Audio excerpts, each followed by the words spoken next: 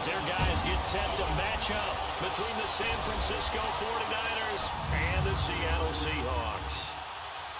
With Charles Davis, I'm Brandon Gaudin. Charles, you look at this Seahawks team as they get ready here. They come in on a pretty good roll here, winners of 3 straight. On the other side of the field for the visiting 49ers, it's late in the year. We all know it. We've seen the calendar for these guys. Their bodies could probably use a break, but they have to push on. And they're really not as worried about that as maybe we think. They know they've got the entire offseason to rest. All they care about is the game in front of them and finishing strong.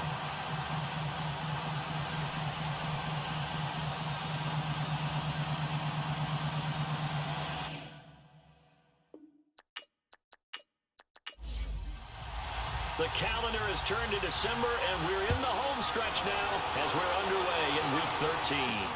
On the return, here's Justin Hardy. And he'll get it up just past the 20, and his guys will go to work at the 21-yard line. So here's the first drive now for the 49ers. And leading them, Charles, their quarterback, their field general. And what I enjoyed in preparing for this game was talking not just with the coaching staff, but with him as well. And I found it interesting that the coaching staff sees him one way, and he sees himself an entirely different way. Yeah, one thing he said he's always working on, we know he's not bad at this, but his footwork, always wants to improve that, and that's something he's going to focus on here. And what was so funny, what the offensive coordinator said right off the top, he's got great footwork. Love his footwork. So this guy is never satisfied. And it pops free. The collision there jarred the ball loose and brings up second down. And the starting crew now for San Francisco. By now, you know I love running backs, and C.J. Anderson caught my eye in a big way in 2017. His first 1,000-yard season on the ground, a little bit over 1,000 yards for 1,007, but over 1,200 yards from scrimmage, so you know you can catch it out of the backfield as well. An exciting runner. Blitz coming, and down he goes. All right, partner, I'm going to be Captain Obvious right here. Not the start you're looking for offensively, right? Incomplete pass, followed by a sack. And when he went down, it looked like that right ankle got turned, but thankfully he popped up okay, and they breathed a sigh of relief on that sideline.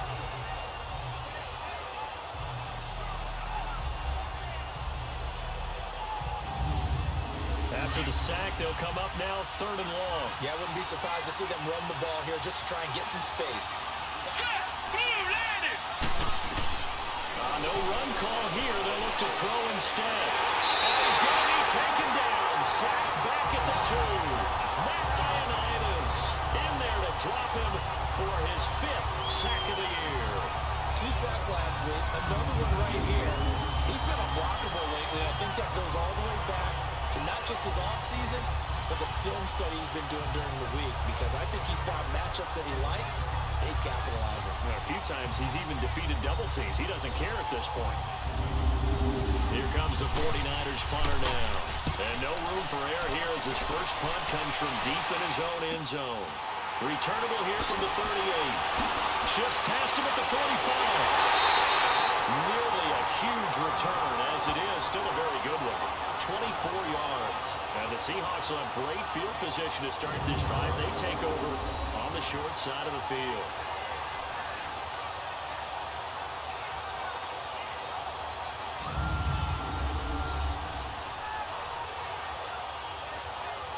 The 4th down run successful. Now they look to pay it off on 1st down.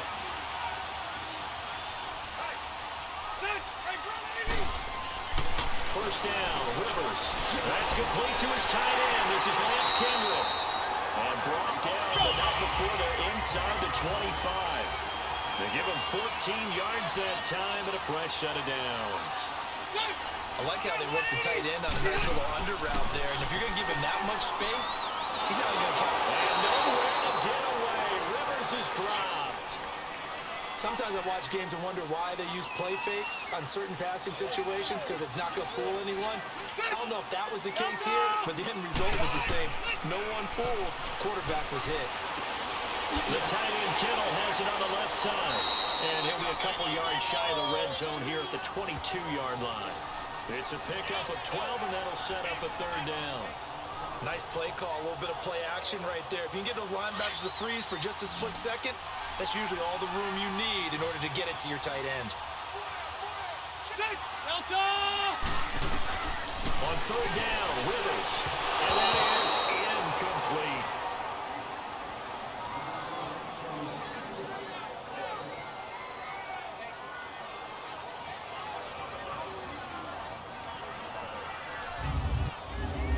Now McManus will line up for the field goal. From the left hash, this from 39.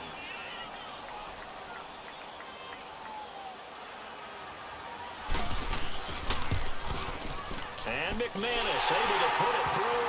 And the Seahawks grab a 3-0 lead. So our initial drive of the night ends in 3 points. Maybe not exactly what this home crowd wanted, but they'll take the early lead. They will take it. You're exactly right. Everybody wants a touchdown. But in this case, good opening drive, put points on the board.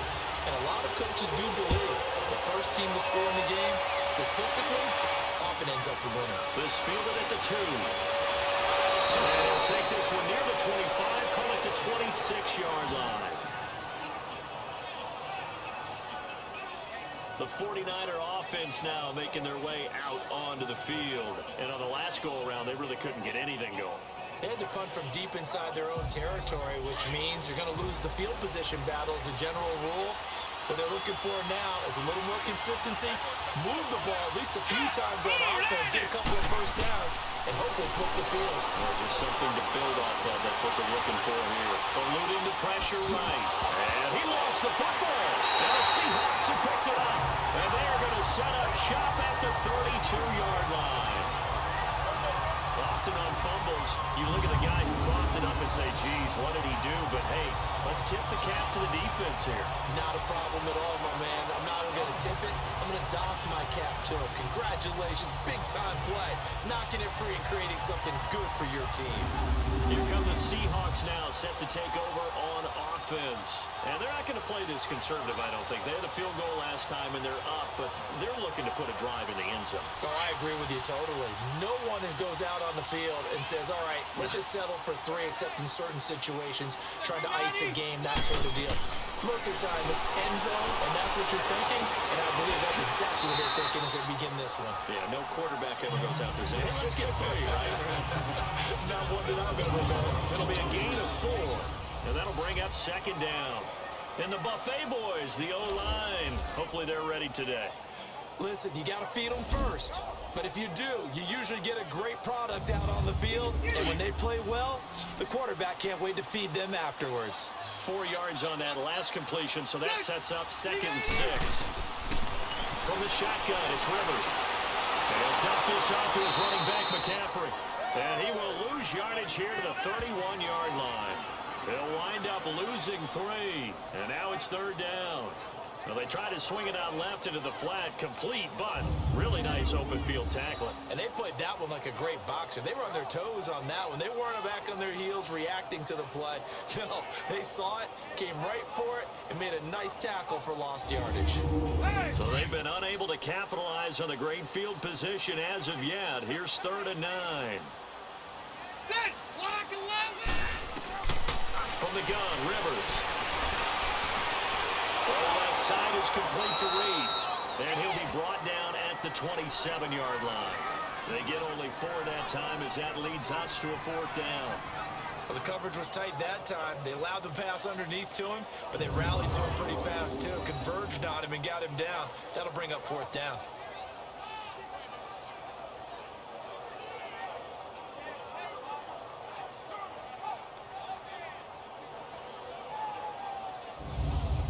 And for the 2nd time tonight, this field goal unit comes out here. He hit his first one. This from 44 yards out now. And McManus able to put it through. And that'll make it 6-0 here in the first. So the scores on their first 2 possessions, but 6-0, so field goal is probably not what they were hoping for. Yeah, you're exactly right about that. Not what they were hoping for, but they should be happy that they have points on the board. It almost feels like that old slow and steady wins the race, doesn't it? In this case, though, they want to be slow and steady now, but get explosive later and put the points up on the board. And he'll be brought down at the 23, make it the 24-yard line. And San Francisco gets set to go here. And this is a unit that, to be frank, doesn't look like they've woken up yet. I mean, a punt and a turnover on their first two drives. And I think the game's starting to take shape a little bit now. And I'm going to take it to the basketball world. When you're having trouble scoring or moving the ball in basketball, what do? Get it to their best player, right? Find a matchup, create it, exploit it, and try and move the football. Here's Anderson. Spinning past him.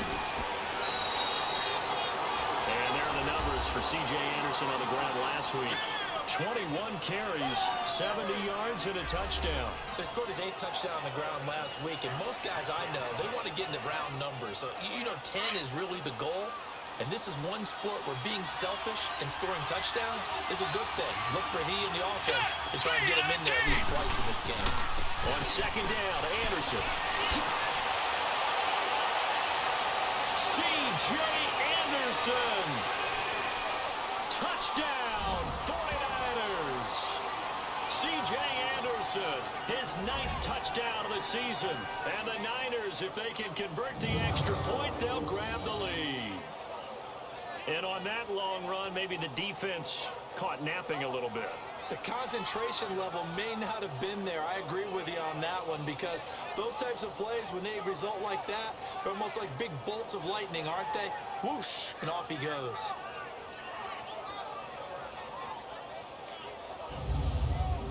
Cairo Santos on to try the extra point.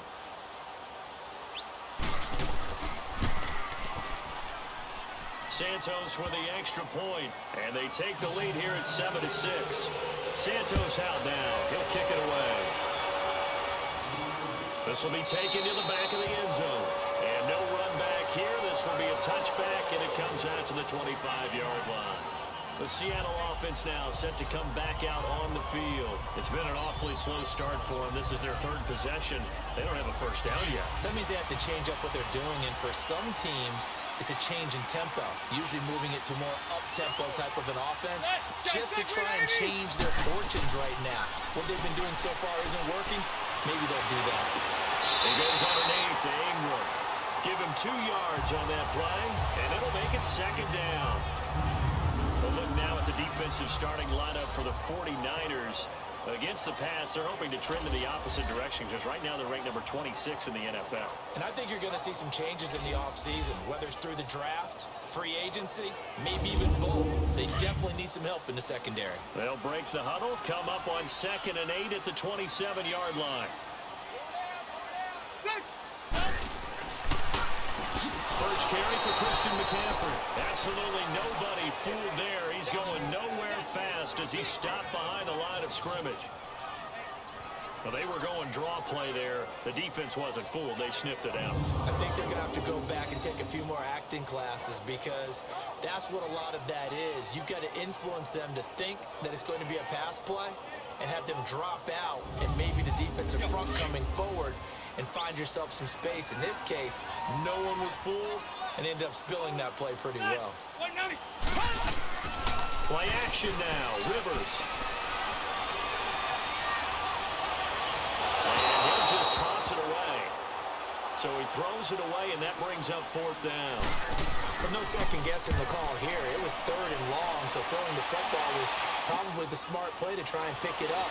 But they don't get it, and now the defense goes off the field feeling pretty good about themselves, gaining some momentum as they force them into a likely punting situation.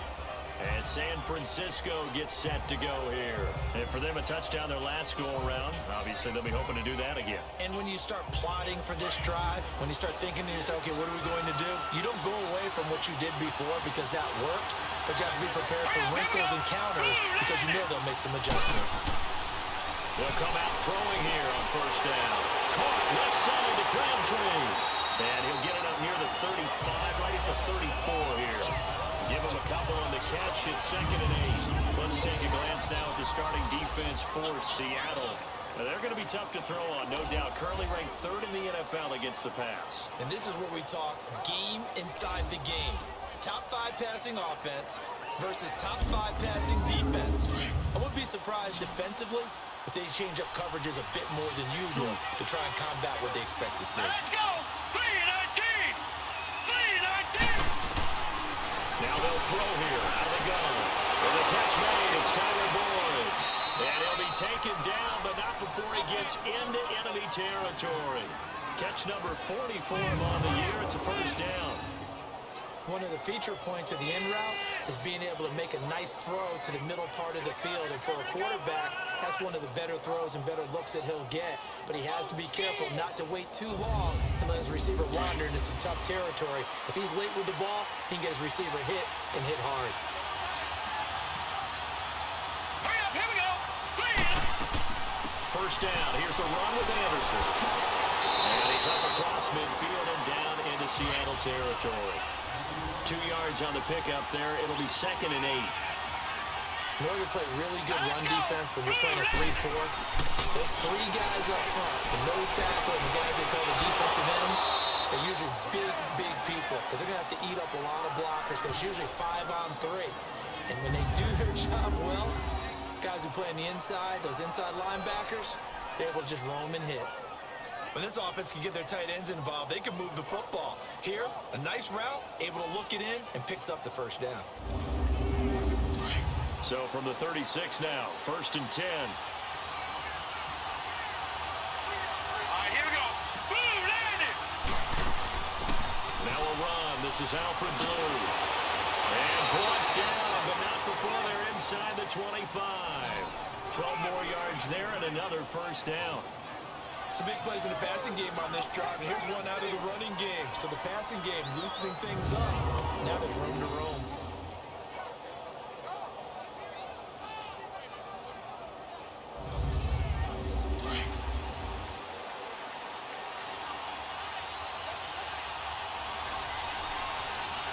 All right, here we go. Back to the ground. This time it's Anderson. And we'll get a couple here down to the 22.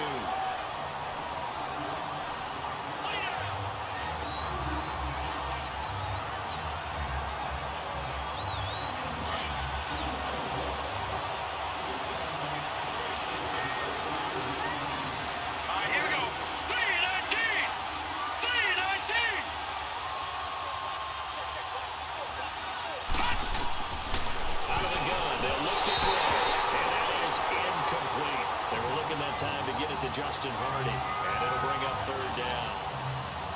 Had an open man that time. They end up putting a little too much heat on it, don't you think, partner? Absolutely. Just needed a touch more air under it. Instead, he fired an absolute bullet.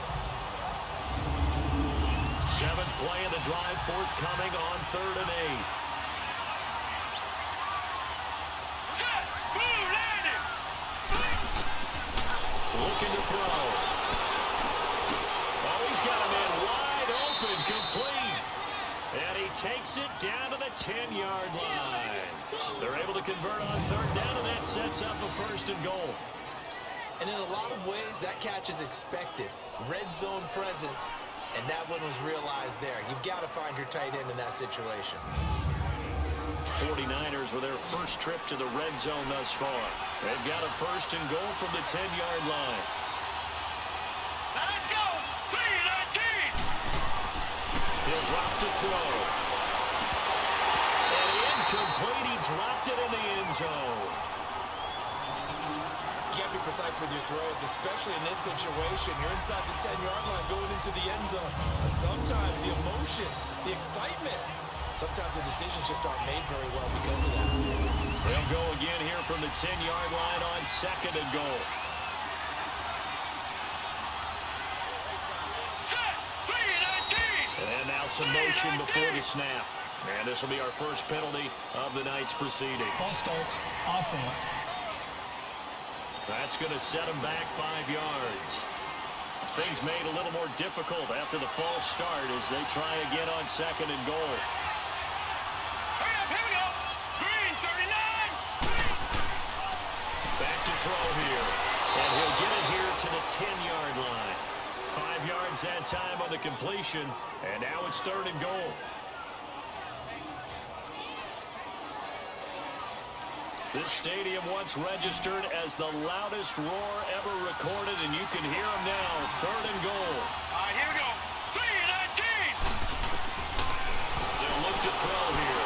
Fighting to stay upright. Just what Seattle was hoping for. The coverage holds, and now 4th down. They certainly thought they had him surrounded and probably thought they were going to get him on the ground and get the sack, but he was able to elude that. And even though it threw it incomplete downfield, if you're a defensive back, you're loving the pressure that you're seeing from your front. And Santos able to put this one up and through. It's good. And they bump the lead up to 4 now at 10-6. They had it first and goal. 3 attempts, couldn't get it in, so they settle for 3. Yeah, the field tends to shrink a little bit the closer you get to the goal line, doesn't it? It doesn't sound right. It sounds a little counterintuitive. But you run out of space to run the deep routes, so they can just sit on the shorter stuff if you're going to throw it. If you want to run it, there's just not as much space. They end up having to take 3 there. And the Seahawks get ready to trot out on the field. They punted last time they had it. What steps, Charles, do you think they have to take to make sure they don't do that again? Well, let's just go to the football 101, the trite expression 101. Win first down. Make 5, 6, 7 yards on first down and make it a 2nd and 3, 2nd and manageable. Keep accumulating first downs that way. Keep moving the football. You don't want to get behind the sticks because then the defense has the advantage. The numbers for McCaffrey last week. 23 carries, 56 yards. He's been a huge part of their winning streak because he establishes not just an identity and a tone, but the team relies on it. He takes care of the football, he gains yardage for him, chews up clock, and that's been a big part of why they're winning games lately. To throw, Rivers. Loose football.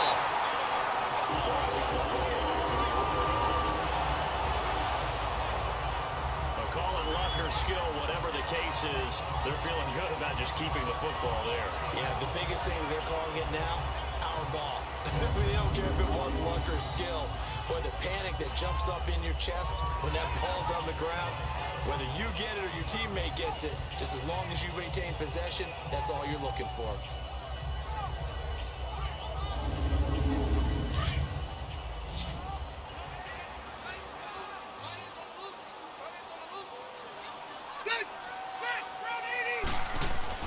They go play action here on first down. And the Niners get there and bring him down.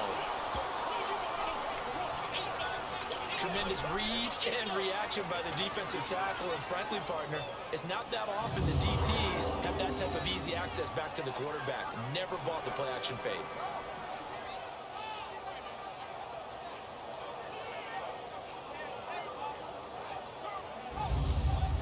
Gotta imagine the pass rush will be equally intense here on second down following the sack. It's 2nd and 18. Working out of the gun, Rivers. He's got the hook up here to Deshaun Jackson. And he'll get up near the 45. They'll spot it at the 44. The reception good for 7. It's 3rd down.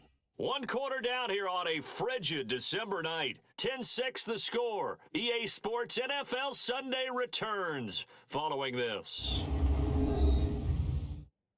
The NFL on EA Sports is presented by Snickers. You're not you and you're hungry. Snickers satisfies.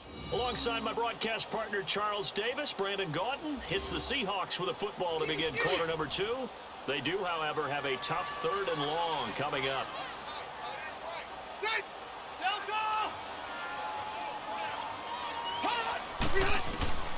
From the gun, Rivers. He's going to sling this deep downfield. This is caught inside the 15. And he takes it down deep into enemy territory. They're able to convert on 3rd down, and that sets up a 1st and goal.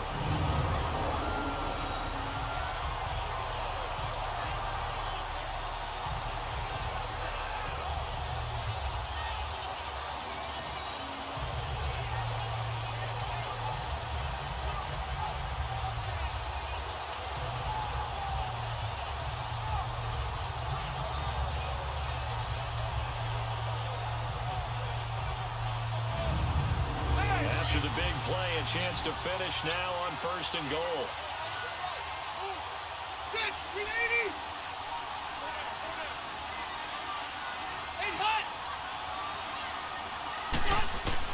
Operating from the gun, Rivers.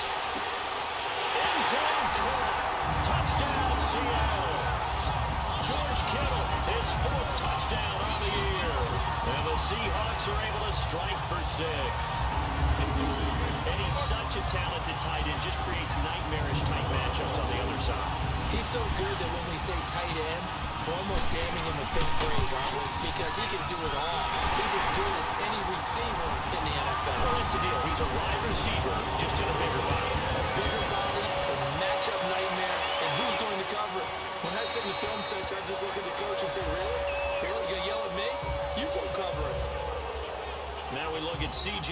Anderson as he trots back out there and gets set to go on offense. Now he's having himself a little bit of a banner game. His team right now, though, losing. Needs a little bit of help, and I kind of equate it to a basketball game where you have the big score, and sometimes your strategy is, okay, he can go ahead and have all of his points. Let's hold down everyone else, and that's the way you win the game. And right now, he needs everyone. Michael Crabtree's going to go. And he is down deep into Seattle territory. A big play there on the catch and run, and even 70 yards.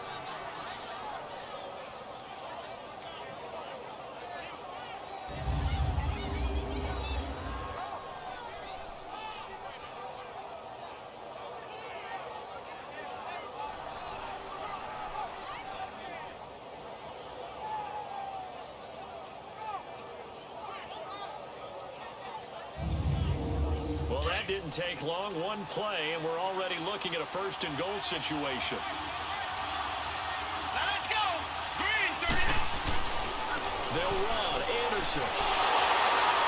And he's going to press this one forward as they stop him right around the one.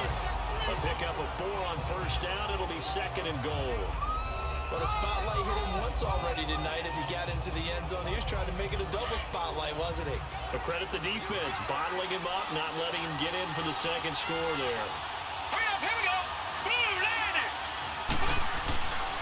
They'll run for it with Anderson. And the avenue collapse for him as he's going to be held up short of the goal line. They hold him again, and now all of a sudden it's third and goal at the one. But I was playing, all our defensive coaches talked about when you're near your own goal line and you're trying to stop them from getting in, Let's go. your heart Green, gets 39. tested.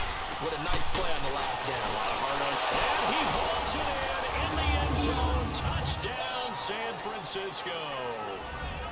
Tyler Boyd, his 6th touchdown of the season. And the Niners are able to cash in for 6. Well, it was third and 1. I was expecting runs, so much for that. They pass it, they score it.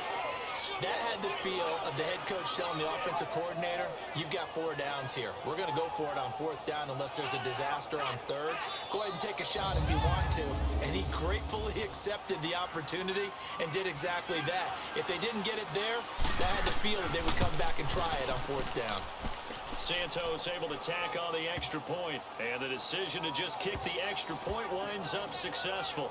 The drive summary, 4 plays, 75 yards. And the end result for the 49ers, a touchdown.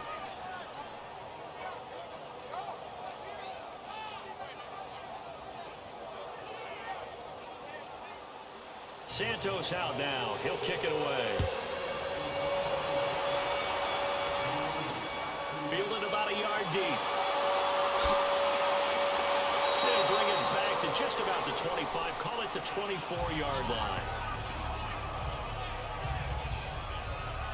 Phillip Rivers now gears up to lead the offense on the field. Been a decent start for him here in this first half, but bottom line, his team's losing.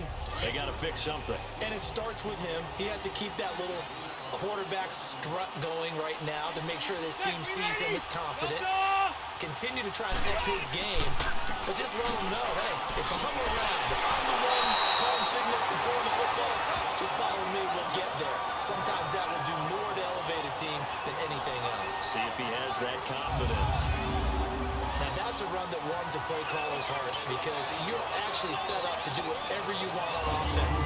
You come right back and run essentially the same play because you have momentum, or you can fake that running play and throw something deep over the top, or you now feel like you have an extra down to play with. Because if you go ahead and just throw it and you don't get it, you come back and try to pick it up on 3rd down. That's to the right side, complete to Killer. And he'll bring it up here to right at the 40-yard line. He had their lone TD earlier, and now he's got a first down.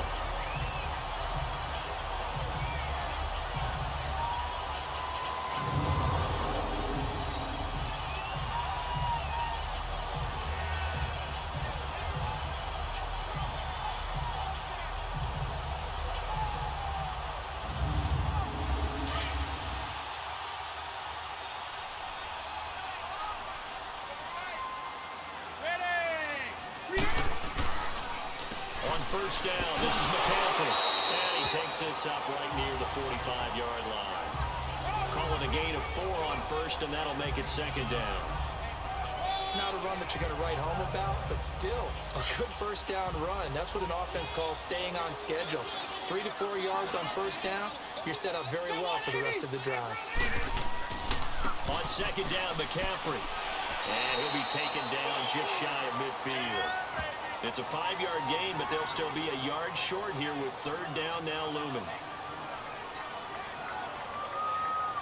The Seahawks on third down. They've only converted once in 4 tries. They're up against a 3rd and 1 situation. They'll try to run for the first with Ingram. Calling no gain there, and it leads to a 4th down. I know it's the first half, but it's still hard to curb the enthusiasm for that stop. 3rd and 1, and the offense can't get there. The defensive team has got to feel very good about themselves. Great job out-leveraging the offense. That'll go as a punt of 34 yards that time. And the Niners will go on offense. 1st and 10. Michael Crabtree and company now heading back onto the field. And CD, assuming he stays healthy, assuming the health, should get to that 1,000-yard mark pretty easily. And the best part of what he's done so far is it allows him and the team to relax their pursuit a little bit. Meaning, if they just have normal games, they'll get to the 1,000-yard mark. They don't have to force anything. But one of the reasons he's having the year he's having is what I call route running arrogance. They think there's no one that can cover them. No matter how many people are put in his direction, it just doesn't matter. He's going to find a way to beat them. And so far this year, he's done exactly that. He sure has. Back to throw now on 2nd and 10. And will not get the connection there. It's incomplete. Well, partner, so much for the mismatch. How about the guy at the second level, that big linebacker, able to run with the receiver and make a play on the football?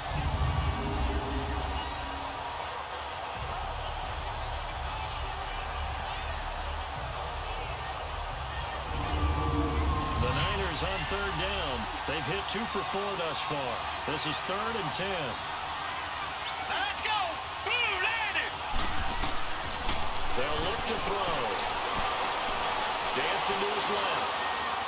He may try and run for this. Decent gain on the scramble of 6, but now it's 4th. Okay, he's not going to get the first down, but this is still a nice job of buying some time and then running to get to the sideline and get out of bounds and avoid the big hit.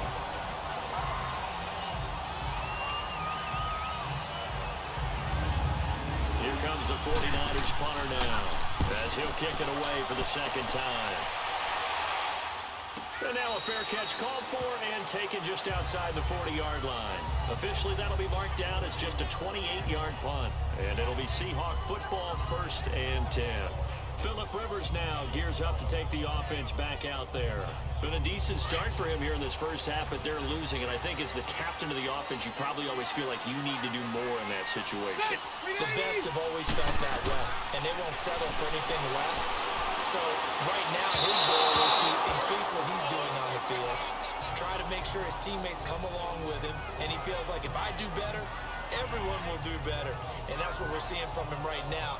Got to have a little extra determination. Yeah, a little extra determination. He has thrown the touchdown pass. No interceptions for him personally to this point.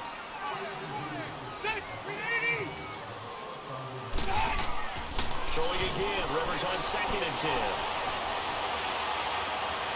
And this is going to be caught. No, they say it's incomplete. And that'll be incomplete. We do have a penalty flag down, however. Let's see what that's about.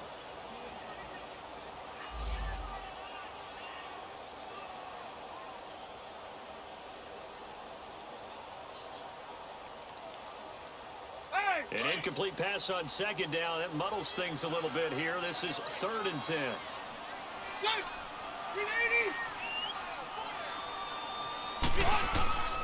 From the gun, Rivers. He'll drop it off to McCaffrey. And he'll get up near the 45. They'll spot it at the 44.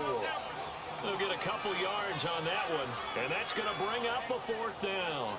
Instead of throwing it downfield, Charles, they just tried to dump it underneath there. You like the call? I do. I think it's a high percentage play because you get the completion, and what you're counting on is your back to use his legs and his elusiveness to make people miss and pick up the first down. In this case, it didn't happen. The Seahawks send out their punter as he'll come on to kick this one away.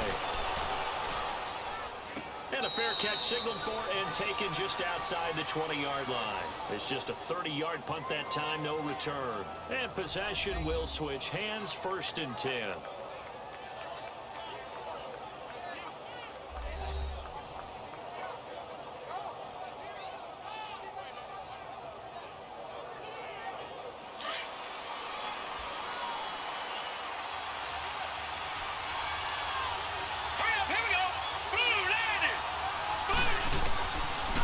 Try and start this drive in the air. Pressure comes. He's taken down by the Seahawk defense.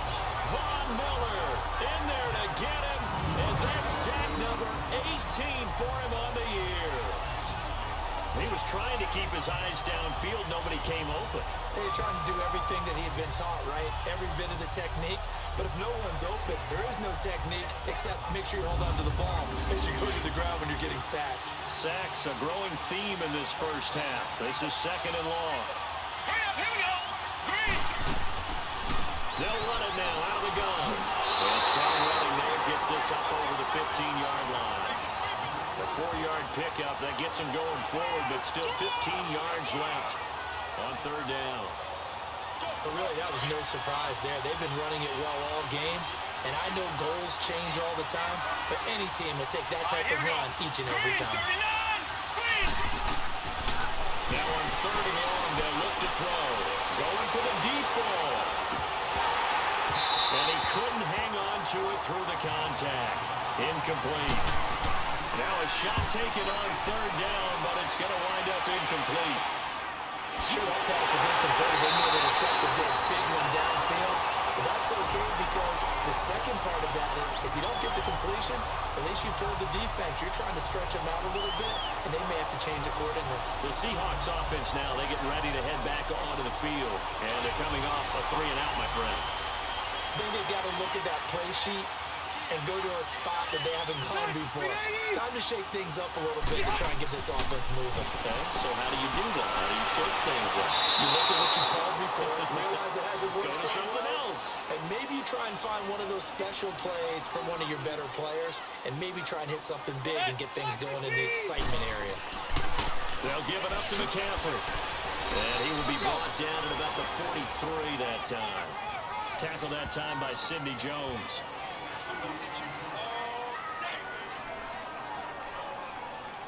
The Seahawks on 3rd down. They've had their troubles, just 1 for 6. This is going to be 3rd and 13. They'll run it now out of the gun. And able to break one tackle, but then quickly brought down. But a nice little gain. 7 yards on the carry there, but now they're staring at 4th down. You know what really fires up offensive linemen? When the guy that is carrying the ball behind them can create his own space and break a tackle along the way. And the fair catch is taken at about the 13-yard line here. They'll call that a 33-yard punt with no return. And the 49ers will take over deep in their own territory. Here he is, the man taking the snaps under center, heading out for the next possession. He's played a pretty clean first half, a touchdown, no interceptions. Frankly, that's what they expect out of it. They want to see the ball thrown and thrown well, and he's able to do that and put it in the end zone. They'd love to see more of that before this game finishes. But right now, he's got his team in a good spot. A good spot, maybe looking for touchdown pass number 2 here in the second quarter. It'd be hard to say that the defense wouldn't be ready for a first down run. And when you can gain that kind of yardage against a defense, it's really kind of geared to stop that play. Your confidence has to rise, and now you've actually opened up your playbook. You want to throw the ball now for play action, you're good to go. And he is met in his tracks behind the line of scrimmage. It'll be a loss of a yard, and that's going to lead to a 3rd down. Now back to throw. He's going to air one out. And he bats it away, and it falls down incomplete. Now, that's a pretty play right there, and what I'm thankful for is it wasn't me in that situation, because one of the toughest things about defending the deep ball is not panicking. because the longer you run with a receiver, you're trying to figure out, am I close to him? Can I make a play on the football? Will I be there when the ball actually arrives when we call the moment of truth? And in this case, the defender did not panic, stayed right with it, and batted it away. And out now come the Seahawks. These guys had to punt their last possession, and that's become too familiar of a refrain. Too many of these drives just wound up going nowhere. Well, you know how in baseball, when the pitcher gets a base hit and he's on base, they bring his jacket out to him to keep him warm? A lot of times the punter goes to the sideline, puts on sweatpants or a wrap over his leg to keep it warm. He might need a massage from the trainer right now from all the work he's getting. And he is tackled inside the 40, not quite to the 35. That play going for 16 yards to start the drive, first down. An ex-teammate used to tell me all the time, I hate experienced quarterbacks because no matter what, you really can't hide what you're doing. And I think that right there, he knew right away where the blitz was coming from, where his primary guy was going to be, and he ended up going to a secondary target for a nice game. I was just going to ask you, that wasn't the primary target. He's so good at that, isn't he? I think he knew right away that he wasn't going to get to his primary guy. I think he read that as soon as he got to the line of scrimmage, knew where the pressure was going to come from, and said, I know how to beat that, and that's what he did. This is McCaffrey on the give, and a short gain down to about the 33. Malcolm Smith there for the stop. But not a huge game there as we head towards the 2-minute warning. It'll be interesting to me to see what they decide to do after the timeout. 2 minutes to go here in the first half. Back to CenturyLink Field after this.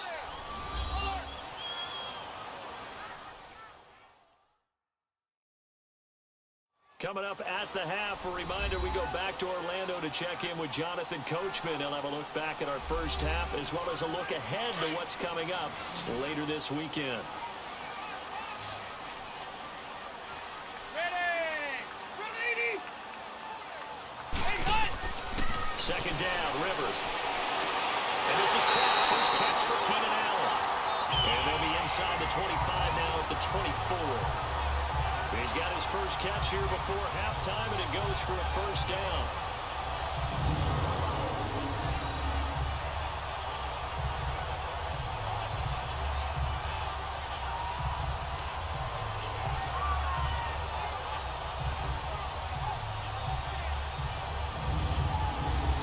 Rivers now 14 out of 17, 82%, and it's 1st and 10. Hey, ready!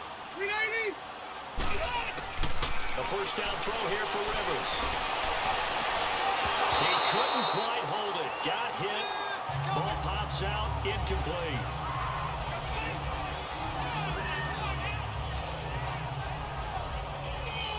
From the 24, they'll go again on 2nd and 10.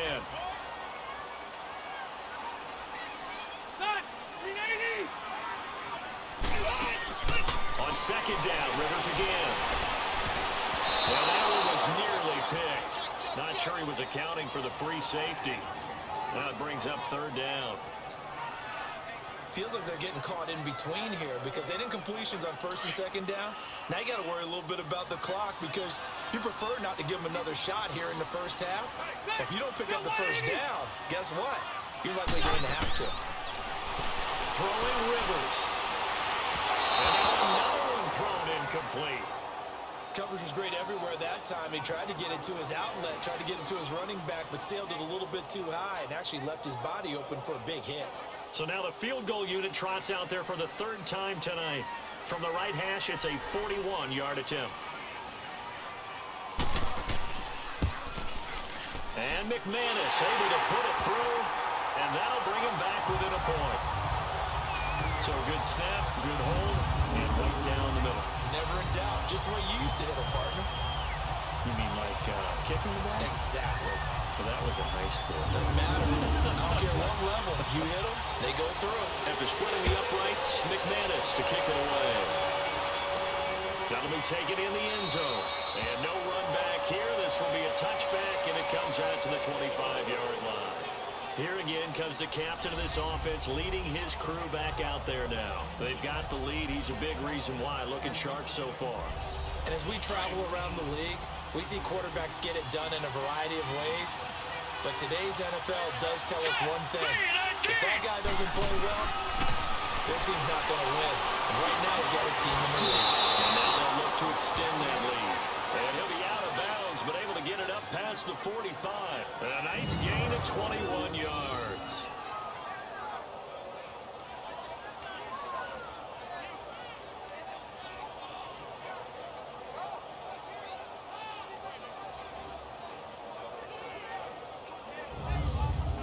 A big hitter to start the drive has him up near midfield here for 1st and 10.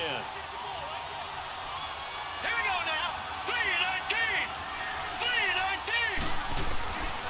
Now on 1st down, he'll drop the throw. He gets this one to Boyd. And he'll be brought down just shy of midfield at the 49-yard line. The completion good for 3, and it's 2nd down. And before this 2nd down play, we'll get a whistle, a signal, and a timeout, as they'll stop it with just over a minute to go before halftime.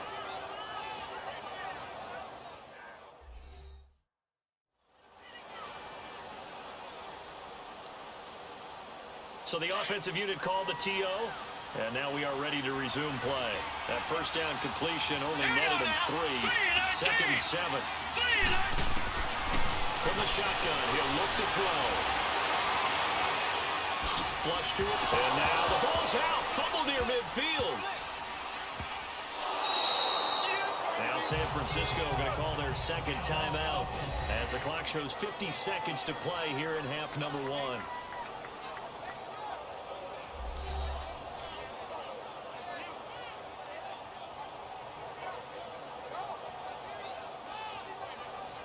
The Niners on 3rd down, lacking much success, just 2 for 7 to this point. This is 3rd and 9. Hurry up, here we go. Green. 10th carry now for Anderson. And they'll stop him right on the midfield stripe. It's a gain of just 3, and the offense likely going to yield to the punting unit here on 4th down. Well, praise has to go to the guys on the offensive line because they've had a very nice, productive day running the football.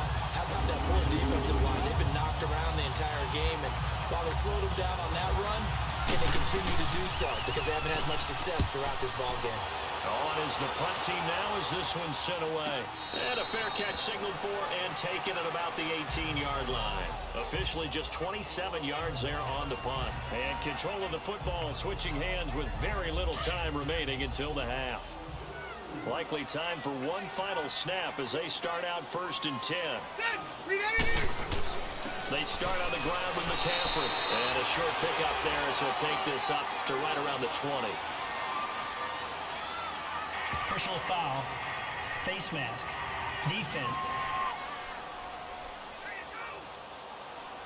Officials so cognizant of that call nowadays, but that one looked pretty easy. Yeah, you're right. They took out of their hands having to wonder whether it's a 5-yard or a 15-yard inadvertent or not. Now, it's a lot easier. You see it, you call it. So the face mask, quite a blessing there as they'll start out of harm's way with a 1st and 10. Final play of the half, Rivers. And nearly picked off there, almost intercepted. Instead, 2nd down.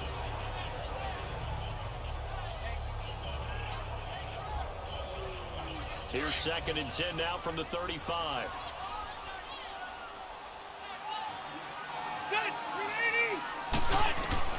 A final shot before break. Rivers. It's caught inside the 25. And he's in for the touchdown. Final play of the 1st half. The player is answered. How did they get that done? So instead of trailing into the lockers, they grab the lead with the clock reading all zeros before intermission. I would love to go into the locker room with them because right now they're riding a nice wave, aren't they? They're feeling good about themselves.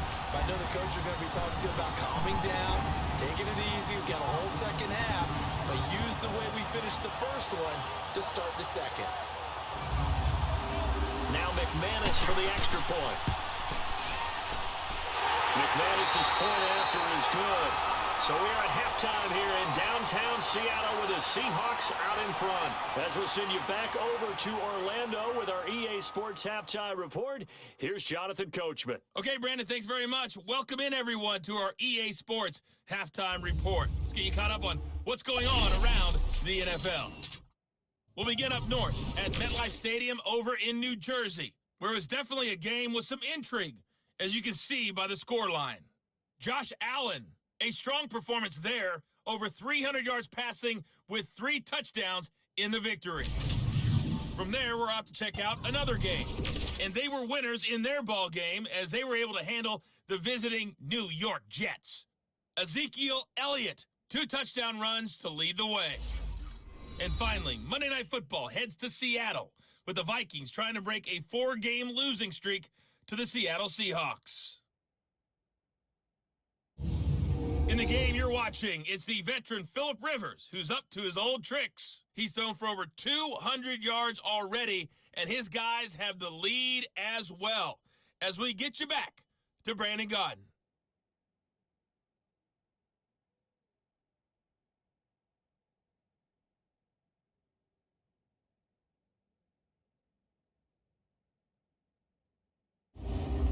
All right, Coach, thank you, and we welcome everyone back for quarter number 3. Jackson now to return. And a pretty good return here. He'll be stopped just shy of the 25 at the 24-yard line. The Seahawks offense now, they get set to go back to work. They have the lead. Now they'll be looking to extend that lead. And this is where I enjoy talking about one of my favorite subjects, tendency breakers, or counters as I also like to call them.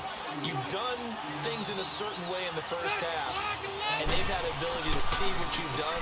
They're going to make their adjustments. So guess what? You adjust yourself and try and stay ahead of the pace because you are looking for some separation in this ball game. The adjustment to the adjustment. Without a doubt. Show them one thing, hit them with something else.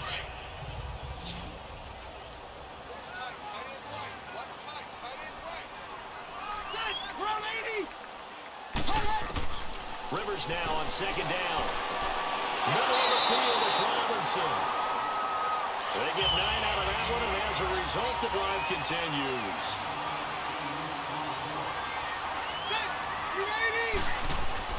Now a play fake here on first down. He's going to look for Allen now, the deep ball. And he knocks the ball away, and it falls incomplete. Keenan Allen, the intended receiver. That'll bring up second down. And that's what he's got to be happy to have back. There wasn't a hole open in the zone. You'd have to think on early downs like that first down there, need to be a little bit more careful. Yeah, fortunately for him, got a couple more downs to play with. This is McCaffrey. The ball's out. McCaffrey lost it. And now it's scooped up by the 49ers. And they are going to set up shop at the 32-yard line.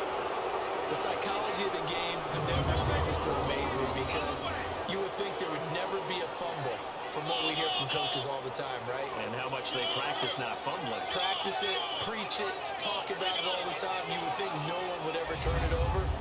Yet they are humans out there running around, and we just saw another one. Opportunistic by the defense. Here's a look at the 49ers offense as they make their way out for their first possession of the second half. And right now these guys, they're shuffling a little bit, maybe doubting because 3 straight drives have ended with them punting the football away. Yeah, so you start pointing fingers at each other a little bit, asking a lot of questions. What are you seeing? What are you getting? Maybe trying to narrow down your playbook a little bit and maybe get simpler rather than more complex in order to try and fashion together a drive. Let's give a lot of credit to the offensive line. They've been able to move the ball really well on the ground the entire game, and while that wasn't a huge one, that's okay. They'll take them in short, steady bursts. Now a shotgun snap as they'll look to throw. Crabtree with it over the middle. And he'll be brought down at the 21, just shy of the 20 in the red zone. That, I believe, will put him over 100 yards receiving for the game. Yes, it will. And he's got a first down to boot. So on that play, defense was in the zone. They ran a crossing route offensively, but the defense there, you got to be good with communication, don't you? You certainly do, and it's not something that is really evident when you watch it on the screen. But everyone's talking, communicating, pointing, and it keeps you from chasing receivers because you have a specific zone you have to cover. When the receiver's in your zone and he crosses to another one, you got to let your guy know. They got a completion there, but I like the discipline they showed to stay in their proper areas and then make the tackle. 3 yards on the pickup there, and it'll be second down.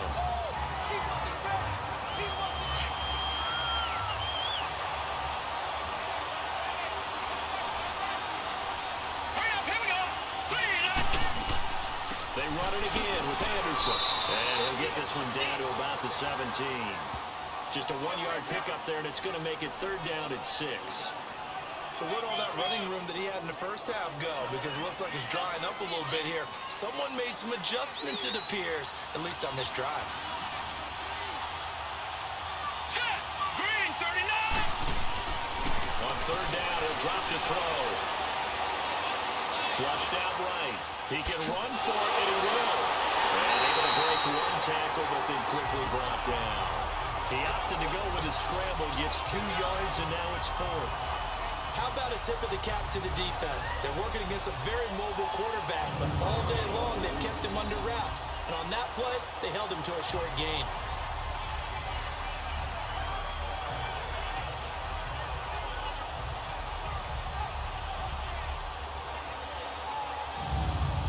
And for the 2nd time tonight, this field goal unit comes out here.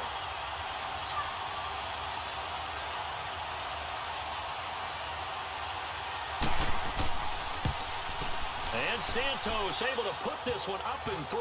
It's good. And the drive will wind up yielding 3. So unable to convert for the touchdown inside the red zone, but they do come away with 3.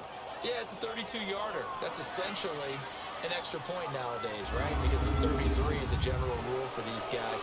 So it should be a simple kick.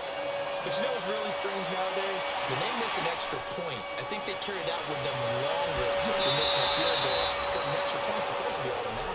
Absolutely, and I would think even field goals inside of 30 yards, even though they're substantially shorter than a PAT, it just has a different feel, doesn't it? A different feel, a different vibe. That's what I get from all the kickers I talk to. They always say, if I miss an extra point, that's the one that bothers me more.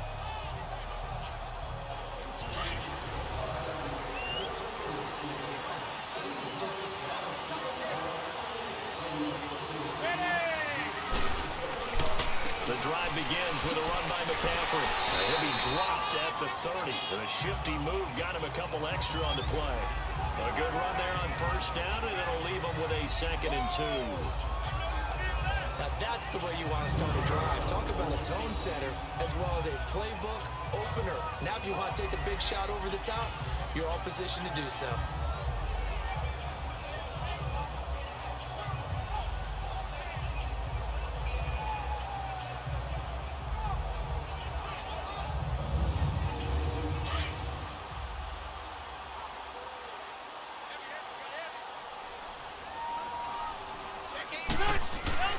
Off the play fake here, Rivers. Well, this one taken in on the right sideline, but not in the field of play. They say it's incomplete. The throw led him a little too far. It brings up 3rd down. I don't know about you, but I wanted to reach out of the booth and snatch that pass myself. That thing floated forever up there. I think that threw off the timing of the receiver. That's why he couldn't get his feet down even though he caught the ball. You know, Charles, I would have liked to have seen that. Yeah, me too. For you. I wanted to see you reach out and catch that. Yeah, you've heard about my hands, huh? Well, they picked up a portion of it, but not all that they needed. Now that leads to a decision on 4th and 1. Let's see what they decide to do.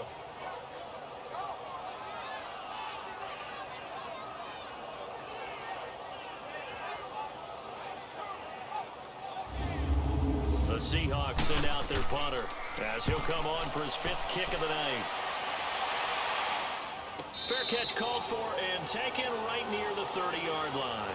33 yards is the distance on the punt there. And out will come the offense as they take over. Time to discuss Michael Crabtree. And I know that they've double-teamed him a couple times, but not a ton. Whatever they're doing isn't working. He's up over 100 yards. We'll see how they adjust. And when they do that, they weaken their defense in other places as well. And how many times have we done games where we've seen a guy have a big game like this? But it's usually not by himself, is it? Usually it opens it up for other people to have big games as well. 7 yards on the pickup there, and it'll leave him with a 2nd and 3. So much of the game today, we're looking for hybrid players, guys who can do a combination of jobs. And anyone who plays a strong safety position, now more than ever, is a hybrid-type player. Half defensive back that covers passes, and half linebacker that makes tackles. Give yourself a linebacker, make that play. And he'll be taken down, but not before he works it past the 50. The 15 yards there on the catch and run. Hurry up, here we go. Green 39. They'll look to throw here on first down. It's a short one here, complete to the tight end. And he is tackled inside the 40, not quite to the 35. 11 more on that one, and another first down. Hurry up, here we go. 3-19. 3-19. They run the counter now. It's Anderson.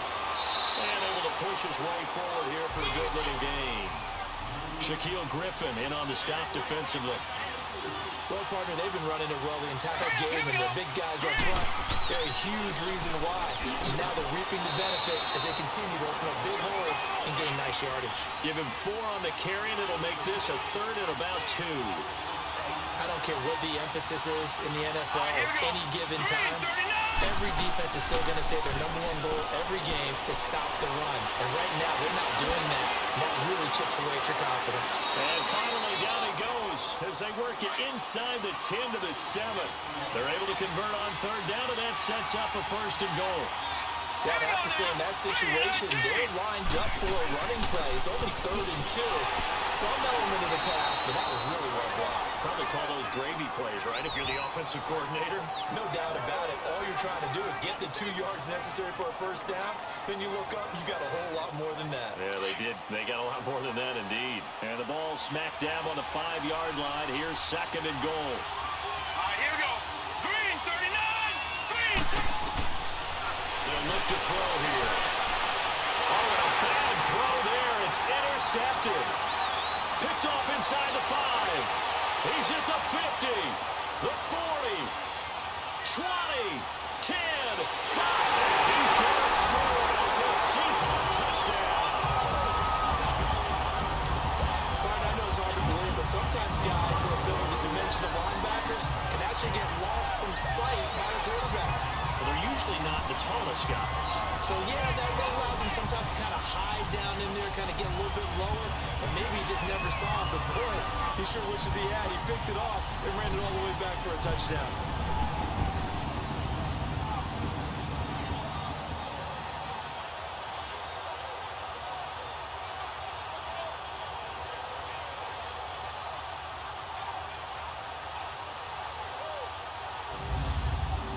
Now McManus to tack on the extra point. Extra point from McManus is good. And his guys will take a 10-point lead. A heck of a play there defensively, getting the interception, navigating his way into the end zone for the touchdown.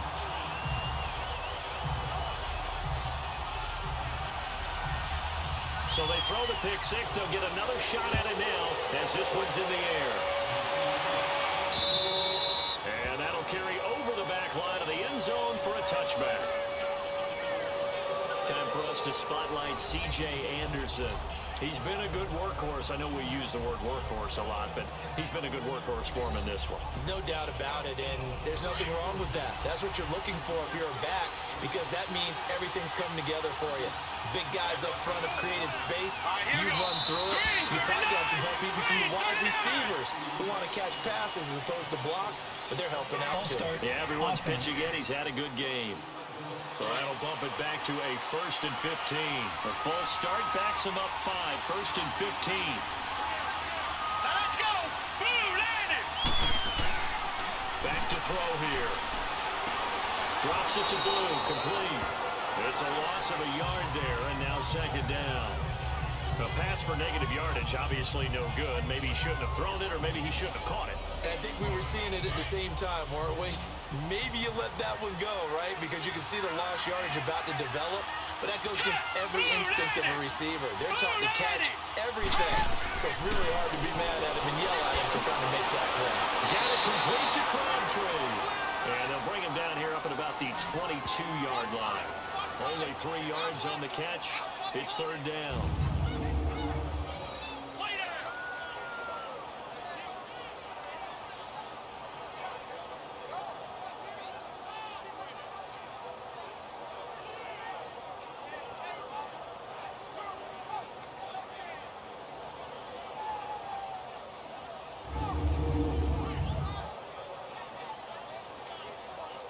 These guys have punted 4 times already, and they're staring at a 5th, barring a conversion here on 3rd down. Now let's go.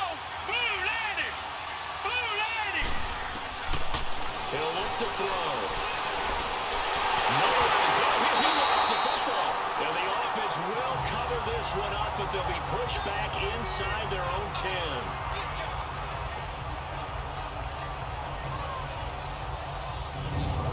So it goes as a fumble, but the key thing, not a fumble loss. Yeah, that stat's big, isn't it? I mean, I remember watching teams play.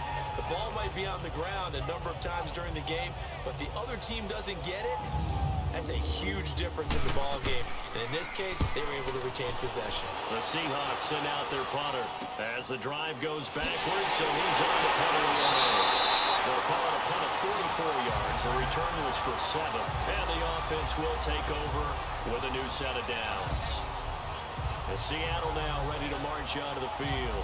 This crew had to punt last time they had the ball, but when you've got a lead like this, you content to play the field position game? You are to an extent, especially if you like your defense, because you have the lead, you've been controlling the game. But why put them in a tougher spot? You want to get out there and get something done on offense and maybe take command of this game yourself. Allen's got it over the middle. Touchdown, Seattle. Keenan Allen, his 4th touchdown on the year. And the Seahawks add on to their lead. As a fan, is there anything prettier than a well-executed post-grab? No, it's a thing of beauty, especially when it's done like that for a touchdown. The throw, the catch, and how about the run after to get it to the end zone?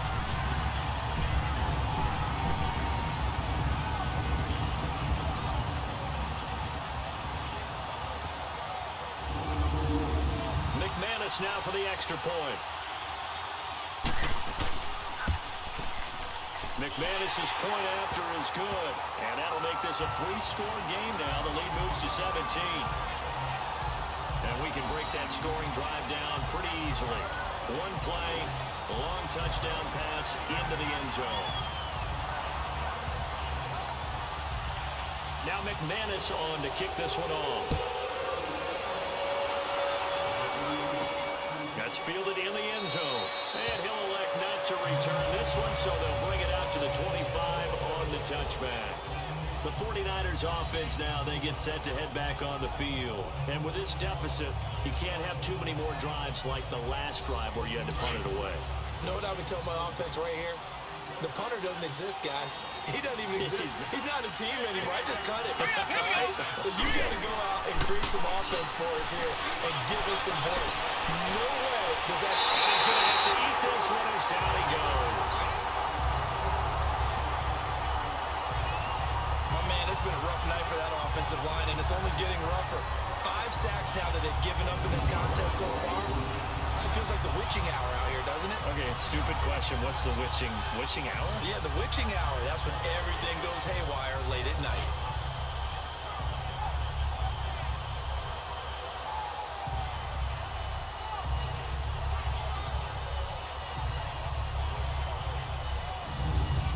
Pass protection has been a problem all night long as they come up facing 2nd and a bundle.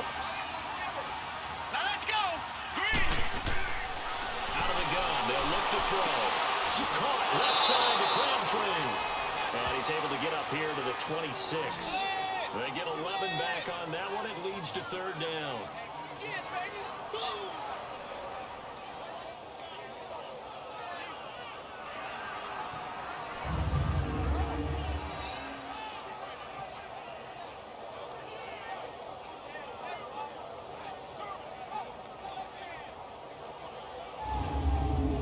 Guys have punted 4 times already, and they're staring at a 5th, barring a conversion here on 3rd down.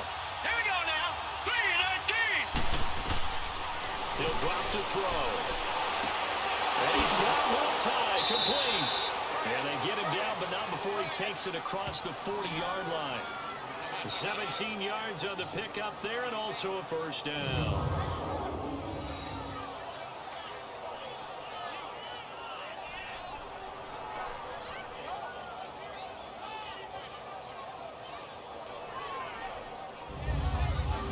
Seahawks quarterback now. A perfect 8 for 8 to start the second half. Not bad. 1st and 10. Here we go now. Green, 39. Green. They'll look to throw. Being chased out left. And he can't find anywhere to go with it. And he goes down. Dontari Poe in there to get him the 6th time they've sacked him tonight. Was it a breakdown in protection? Did the running back not pick him up? What does it really matter? Sometimes it's just a great play made by the defense. Big-time sack.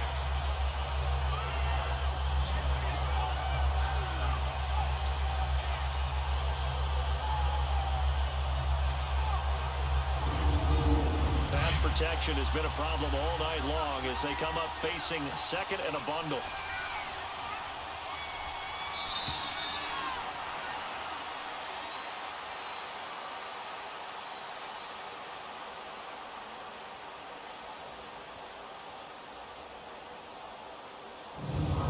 One quarter remains here on a Sunday night. We'll return with more after this break. You're watching the NFL on EA Sports. Back now in Seattle, Washington. It's 49er football, but some ground to cover. They find themselves behind as we hit the 4th and final quarter. Pass protection has been a problem all night long as they come up facing 2nd and a bundle. Looking to throw. Position on him, and he pulls it in. His 5th catch tonight, and it's good for a 1st down.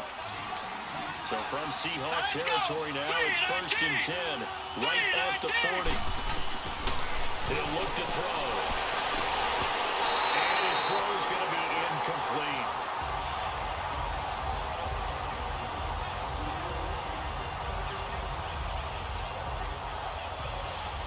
Here now is 2nd and 10, again from the 41. Here we go now. Green, 39. Green. He'll try again with the arm here on 2nd down. And it's a short one here, complete to his tight end. 4 yards on the completion, and it sets up a 3rd down.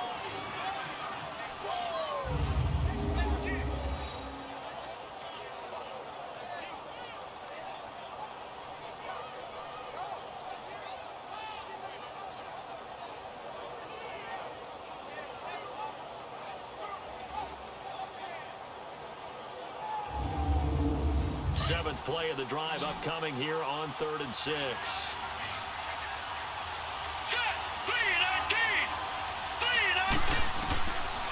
They'll set up a throw. This is intercepted. Picked off by Super Bowl 49 hero Malcolm Butler. And the return will be stopped at the 34-yard line. This spot in the 4th quarter with that deficit had to throw the football. Unfortunately, there's the risk of big turnover. And you know you're going to be throwing against nickel, dime, all sorts of exotic defenses, but you have to do it anyway. Ordinarily, you might want to run the football a little bit, try and get them out of it. But as you noted, this time of the game, this point on the clock, had to throw it. The Seahawks offense now, they get ready to come back onto the field. And they're hoping to redo their efforts in the last drive when they got into the end zone. And just think of what it's like now on the sideline, because when you score a touchdown, you have to go over and look at the tablet and see what you did on the last drive. When you scored points, it's a whole lot better view than when you're trying to figure out how to fix things there. They'll run it now out of the gun. And he stopped immediately there. No gain on the play. It'll be 2nd down.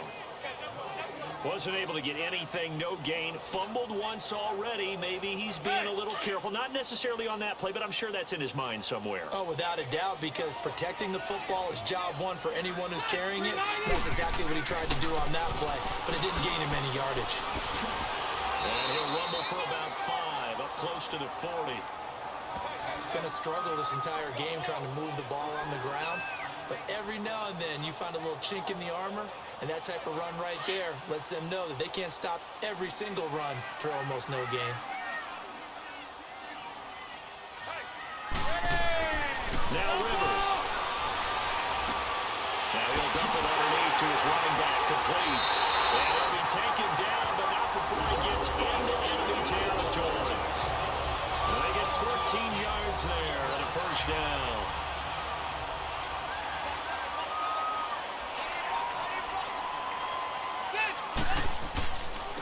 McCaffrey. And they go backwards here, losing yardage back at the 48-yard line. That's going to go as a loss of a yard, and it'll be second down. So, Brandon, when this offense gathers together to watch tape for this game, they're going to be feeling pretty good about themselves until the coaches get upset about the play we just saw. But you know their defense is going to be. But we put up big points all game long. The defense is going to win one every now and then. And that play will go nowhere. Losing yardage back near midfield at the 49. It'll be a loss of a full 3 yards there, and it also brings up third down.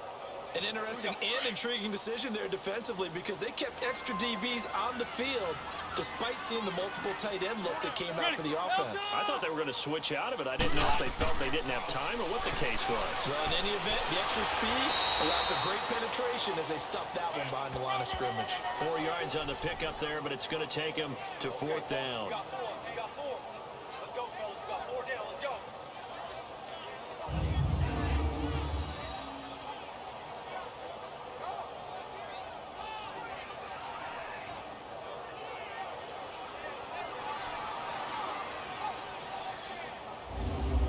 The Seahawks send out their punter as he'll come on to kick for a 6th time tonight. But fortunately, he's able to recover his own fumble, and that could have been trouble. I know there's no magnet in the ball, but sometimes for the punt returner, after such a scramble, it sort of feels that way, doesn't it? He has it, he loses it, somehow the ball finds its way back to him. Atone for his sin, and you know he's taking a deep sigh of relief right now. All right, here we go. 3-19. Trying to shake off the interception. He'll look to throw. And that's off the mark, incomplete. Michael Crabtree, the intended receiver, and that'll bring up second down.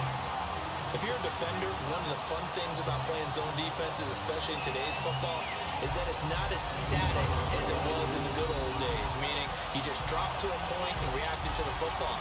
Now you end up with a lot of man-to-man principles once you get into your zone defense. In other words, get to your assignment and then locate a guy coming into your area, and then you end up covering him almost man for man. That allows him to make more plays on the football like the one we just saw there. Back to throw now on 2nd and 10. Got his man complete over the middle. That's Richardson. And he'll get to the 29-yard line, brought down there. They'll wind up getting 10 back as that sets him up for third down.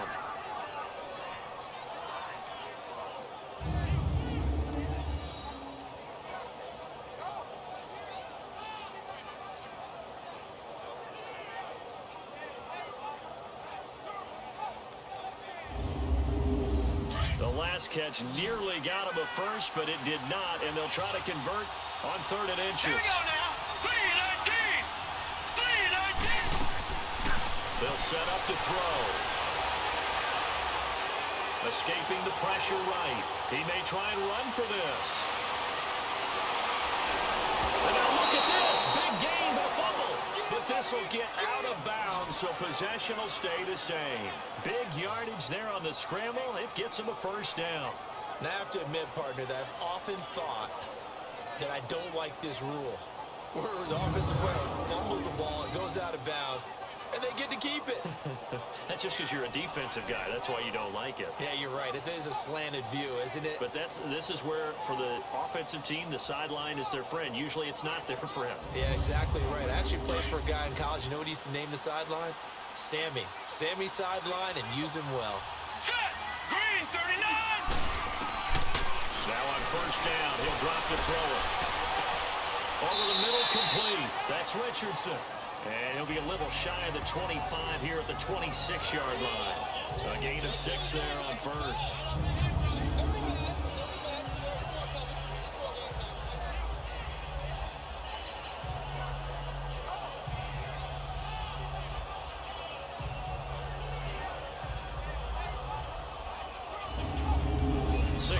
Was the pickup on the last completion, so here's 2nd and 4.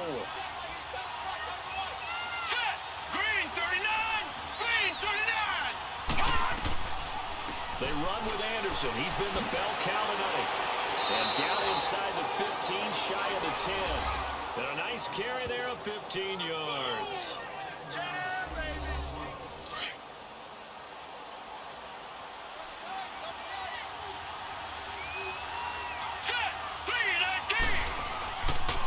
again, Anderson. And he'll find his way down inside the 10 to the 9-yard line. Give him a couple on the carry there, 2nd and 8.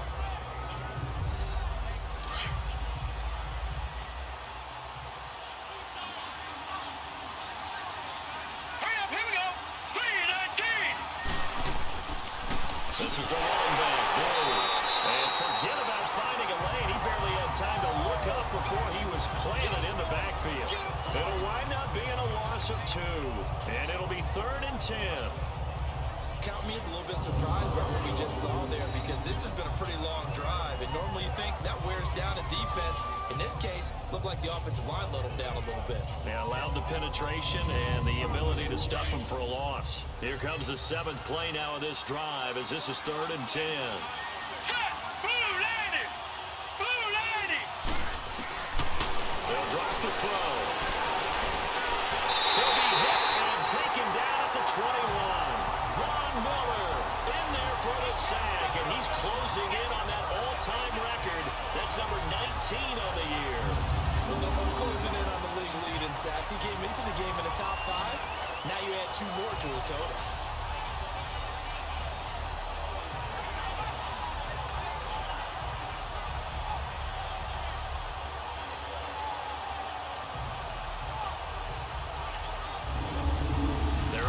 Slim hopes are going to ride on this one. They'll go on 4th down. Let's go! Now whistles here, and I think one of the big boys for the 49ers might have jumped. False start, offense. They'll break the huddle here and go for it. This is 4th down. Let's go! Blue landing! As expected, they're going for it to keep the drive alive. And he's going to go down again. Bruce Irvin in there to drop him for his 11th sack of the year. Everyone gears up for 3rd down, talks about the importance of it. But 4th down, that's truly the moment of truth play, isn't it? Everything's dialed up a little bit more. And, it's such a momentum play, isn't it? Absolutely, because it can flip either way depending on who converts on 4th down. Here come the Seahawks now, set to take over on offense. They've got the lead. Last time had to punt it, though. What's the key to this drive? I think it's leverage. The big guys up front. You know the motivational speech on the sideline is, guys, give us an opportunity. Protect the passer, create space for our runners, and let's go ahead and get these guys. Low man wins. Let's go do it on this drive. We'll watch that leverage on this drive. And the hole closes quickly. He gets it across the 35 to the 36-yard line. They stay on the ground. McCaffrey again. And he slips up past the 45 before being tackled. 12 yards there as they move the chains.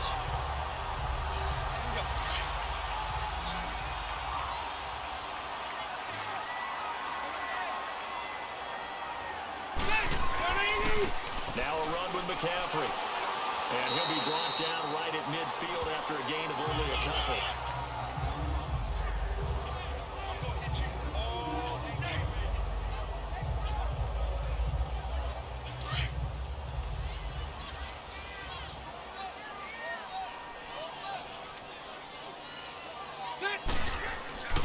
On 2nd down, Ingram. And that play going absolutely nowhere as he's belted before he could get out of the backfield. It'll go as a loss of a yard, and it'll set up 3rd down. Hey, a lot of points have been scored in this game, but what a nice play by the defense. Stepping up on that one, maybe they'll get things going in their direction after a play like that.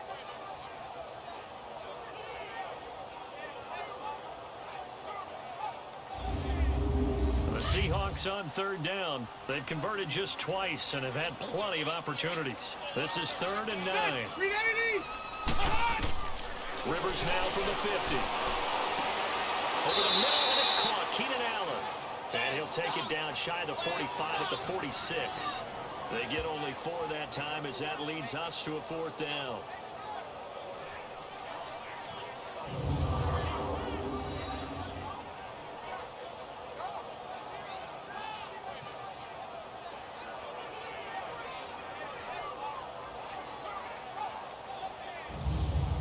The Seahawks send out their punter. Time for a break as he's on here to punt it away. We'll come back and see this one out after this.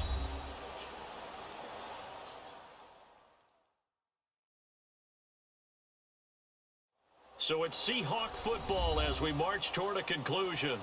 And let's see what they've come up with offensively after having time to talk it over. The Seahawks send out their punter as he's on to kick it away. And now a low liner. I think he mishit it. And a fair catch signaled for and taken successfully. Not good at all. Punt of just 24 yards there. And the Niners will go on offense. 1st and 10. And San Francisco gets set to go here. They're down big here late. I don't know. You just one last drive here for pride? Some people like to do that. I remember playing for a guy once we were down huge, and someone said, "Coach, what do you want to call?" He just waved a hand like, "Who cares? Let's get out of here and do something some other time." But some teams like to do something at the end to feel a little bit better as they continue to move forward. Yeah, probably just want to put this one behind them. After the incomplete pass, here now is 2nd and 10.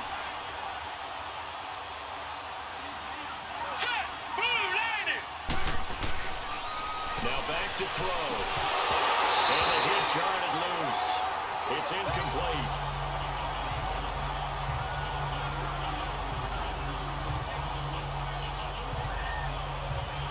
Now they face a 3rd and 10 after back-to-back incompletions.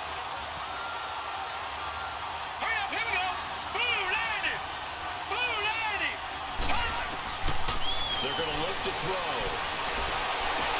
It finds Crabtree for the completion. And he'll get this up to the 34-yard line. 7 catches for him now, and this last one, a 1st down. Back to throw.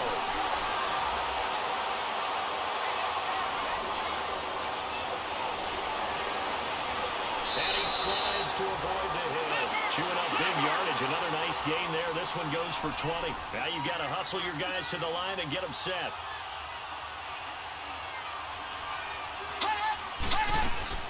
They go play action here on 1st down. And this one is incomplete.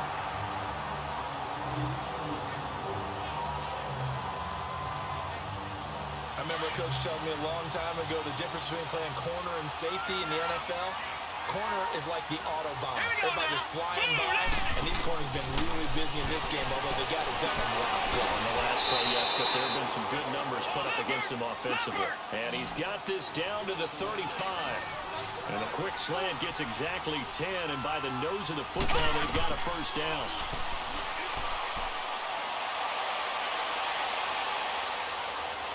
And time finally runs out. He can't get rid of the football, and he's taken down. Von Miller in there for the 20th time this year as he continues what could be a record-setting season. Movement there on the offensive line, a little quick, and a 5-yard penalty. False start, offense. So that'll back them up 5. And that false start penalty certainly not helping their cause here. 2nd down and long. Green 39. Now a shotgun snap as they'll look to throw. It's his target, the tight end, Will Tye. And he gets it down to the 32. It'll be a gain of 9, and that'll bring up a 3rd down. One final shot. They'll look to throw. And his guys will take over at the 25-yard line. He's had his interception woes early in his rookie season, but sometimes that happens. There are great examples of guys in the past that have had those same struggles early.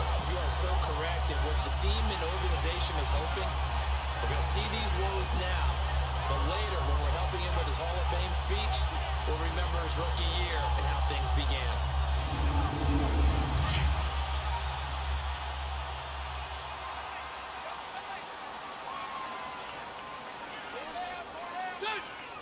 Defense still with 3 timeouts. We'll see if they want to use them here as the kneel down comes. Well, I know at points in this when you wanted to close your eyes because of all the points that were being put on the scoreboard. You're a defensive guy, but it was a fun little track meet, wasn't it? It was, and you know the people who really enjoyed this game? They're the ones that like going to batting practice at the Major League Baseball parks, right? Seeing the 14-11 game, that sort of deal. That's right up their alley with what we saw in this one.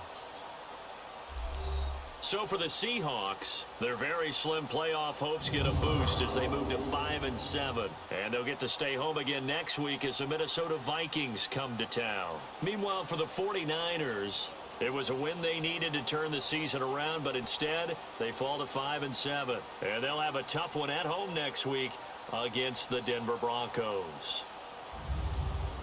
That'll do it for us. For Charles Davis and all our hardworking crew, I'm Brandon Gaudin. You've been watching the NFL on EA Sports. For more, find us on Twitter at EA.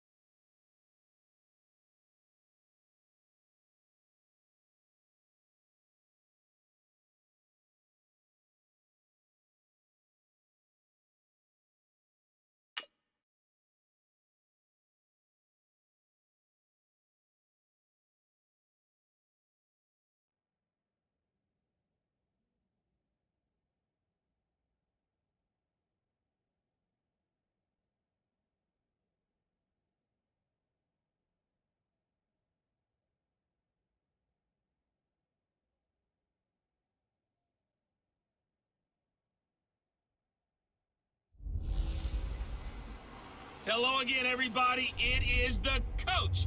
You're tuned in to Madden 19 on EA Sports. Coming up next, we've got what should be a good one between the Denver Broncos and the Cincinnati Bengals. I'll be back with you again with scores around the league at halftime. But kickoff right around the corner. And standing by to call the action, here are Brandon Gaudin and Charles Davis. From the banks of the Ohio River, there's a look at Paul Brown Stadium here in Cincinnati, Ohio. The scene a few moments ago, here it is. It's unlike any other in sport as both teams made their way out of the tunnel. These folks are fired up as their guys are ready to do battle between the Denver Broncos and the Cincinnati Bengals.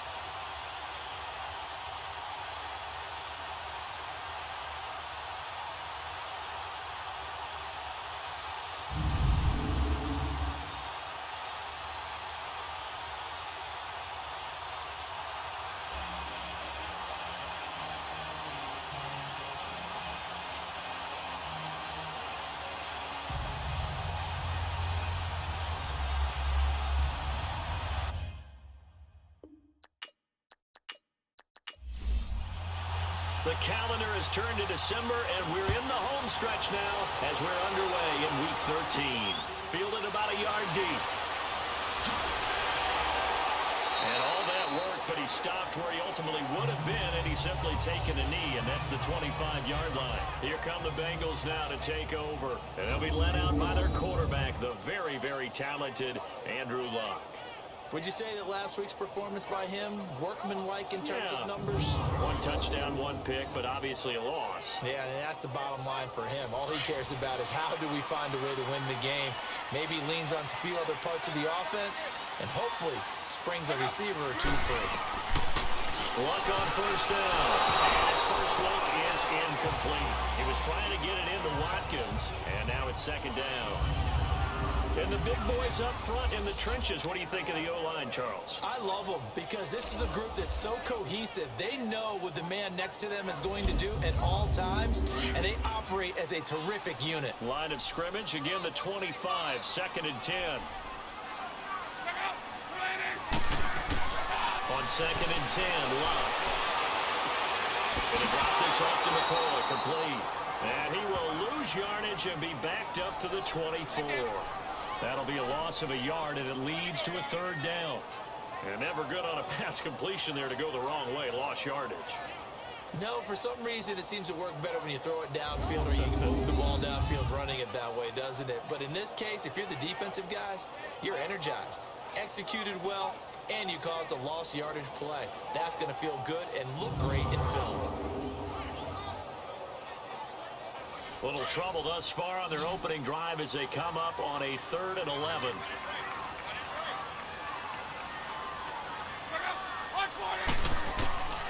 Out of the gun, Luck. Oh, he almost picked it.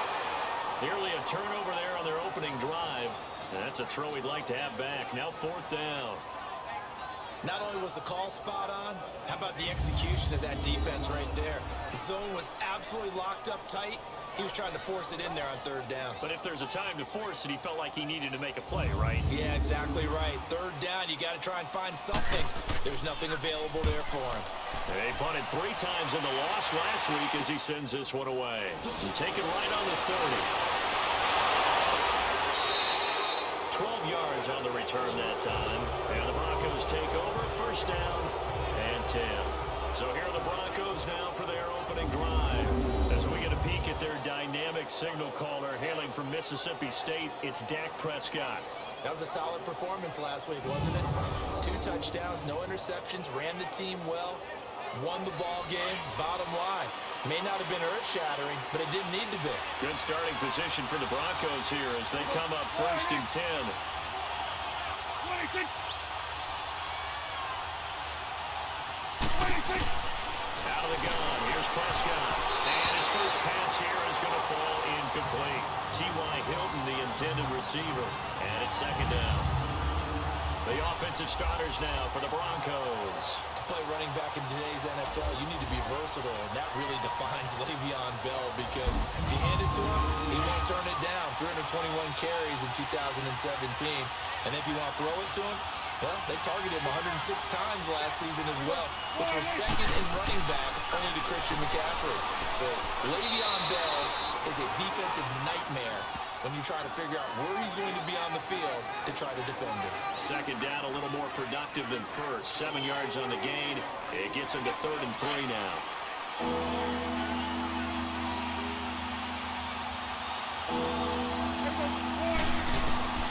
Prescott from the gun. It's caught. Shepard. They get 9 yards there, and they get a 1st down. A little football 101 there. You just see the receiver try to run down the defender, meaning he goes right at him and really trying to move him a little bit towards the center of the field so he can put his foot in the ground and break to the out, to the sideline, and make a catch.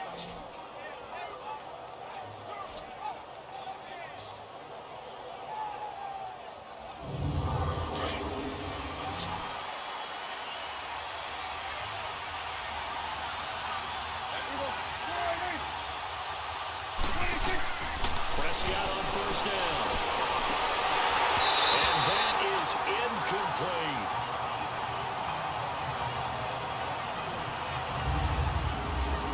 The defensive starters now for Cincinnati. Fulfilling his immense promise now is Jadeveon Clowney, who had 9.5 sacks in 2017, the most in his 4-year career, and he's added consistency to his game. Back-to-back seasons he's gone to the Pro Bowl, and they use him at defensive end, outside linebacker, stand him up almost like an inside linebacker to rush the passer. He is hard to stop when he gets a head of steam going. On 2nd down, Prescott again. Over the middle to Evans. And he's going to get it down to the 33-yard line here. Now they'll get 9 there as that sets him up better for 3rd down. Came up a little short on the last pass play. They did get 9 yards out of it, leaving him with his 3rd and 1. They'll try and run for him with Bell. Calling no gain that time, and they're going to be left looking up at a 4th and 1. On every snap, the defense is trying to establish who they are, but on 3rd and short, that's really when you put it out there and tell people who you are, and that's exactly what they did. For the offense, they look at their offensive line and saying, guys, where are you? We need you on those plays. And he gets the first down here as he's taken down at the 24. Give them credit. They knew what they wanted to dial up on fourth. They executed it for 9 yards, and the offense stays out there. Well, peel back the curtain, partner. We've got a pretty good look into how they plan to play this game. Aggressive seems to be the word. Going for it on fourth down in that situation. Yeah, opening drive. Now, we know this coaching staff, they have traits of aggression in their history, but what a start to this game. They're going for it. Yeah, a lot of people might say reckless, but they got it. 1 for 1 on fourth down here early in the game. Prescott looks to throw on first. To the side, and wow, what a catch there. He doesn't get a lot, but he was able to get the feet down complete. It's a 4-yard pickup, and that'll make it second down. Was that a receiver? Yeah, actually it was. There's a running back who was a receiver on the play. Ike's been spending time in the receiver drills getting his feet down. Well, those guys out of the backfield, they got to be good, agile with their feet. He showed the agility there with a toe tap. No doubt about it. It's like he'd run to ballet school. Got the toes down and stayed in bounds. Prescott now on second down. And left side here, it's Graham. That throw good for only a couple. It brings up third down.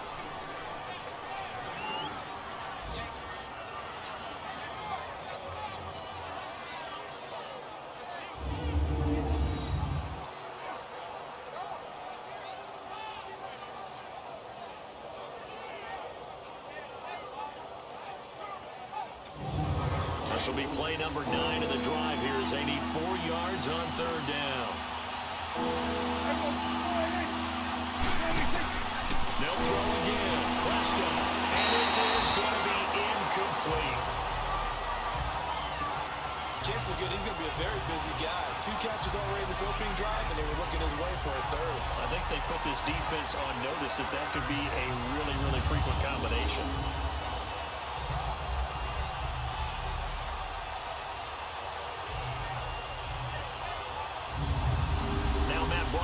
For the field goal. From the left hash, it's a 36-yard attempt.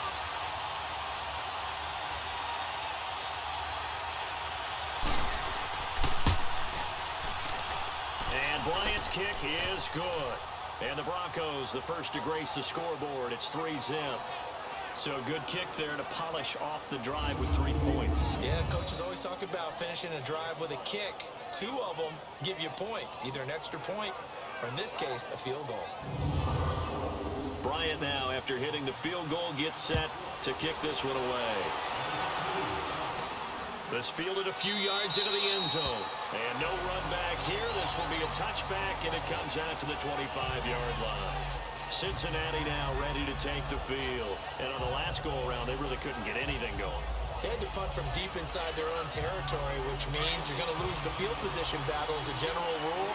What they're looking for now is a little more consistency, move the ball at least a few times on offense, get a couple of first downs, and hopefully flip the field. Yeah, just something to build off of. That's what they're looking for here. And not a whole lot doing there as he'll get it up to about the 28-yard line. Jalen Smith, the Notre Dame man, in on the tackle.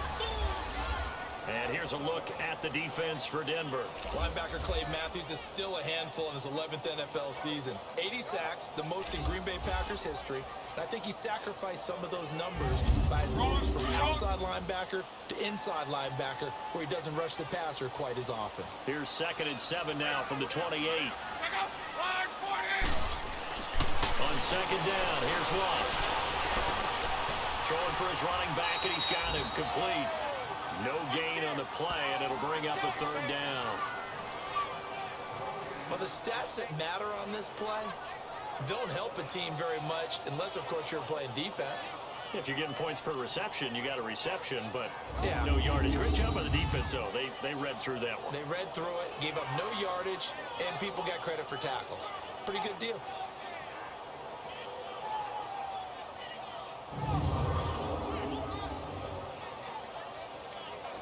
They had the catch on second down, but it didn't help at all, and now they're looking at third down here.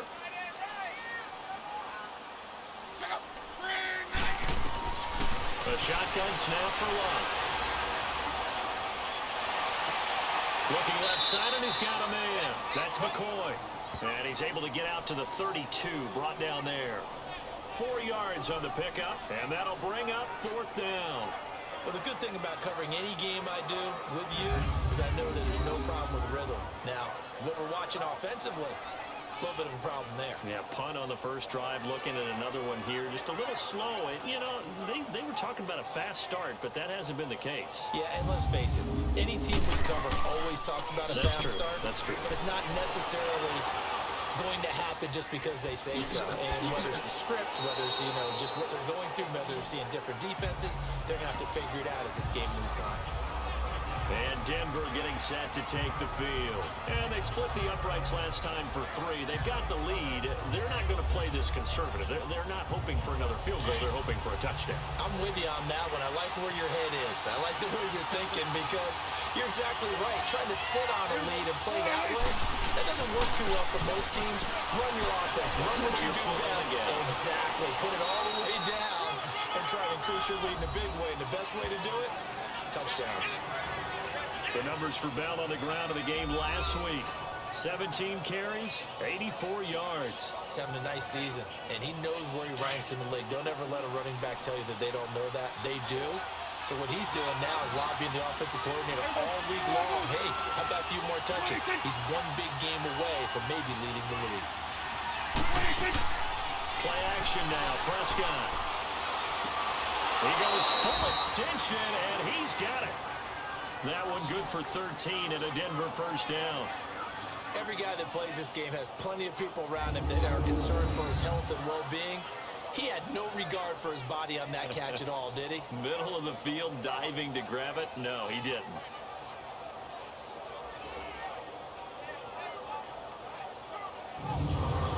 Back-to-back good plays have him on the move on first down.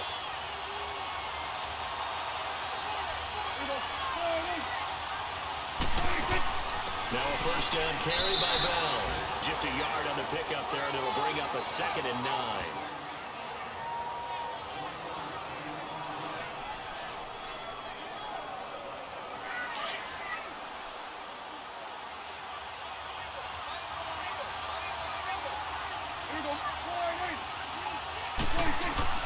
Second down, Prescott. It's complete here to T.Y. Hilton. And the stop here will come at the 38-yard line. And they'll get 9 there as that sets them up better for 3rd down. Slant route's effective no matter who's running the route and catching the ball. But when you have a receiver of that stature, you have to be a little bit more precise throwing it. You don't have the same catch radius with the bigger targets.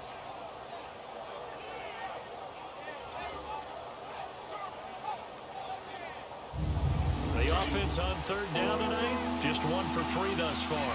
They're looking at 3rd and a few inches.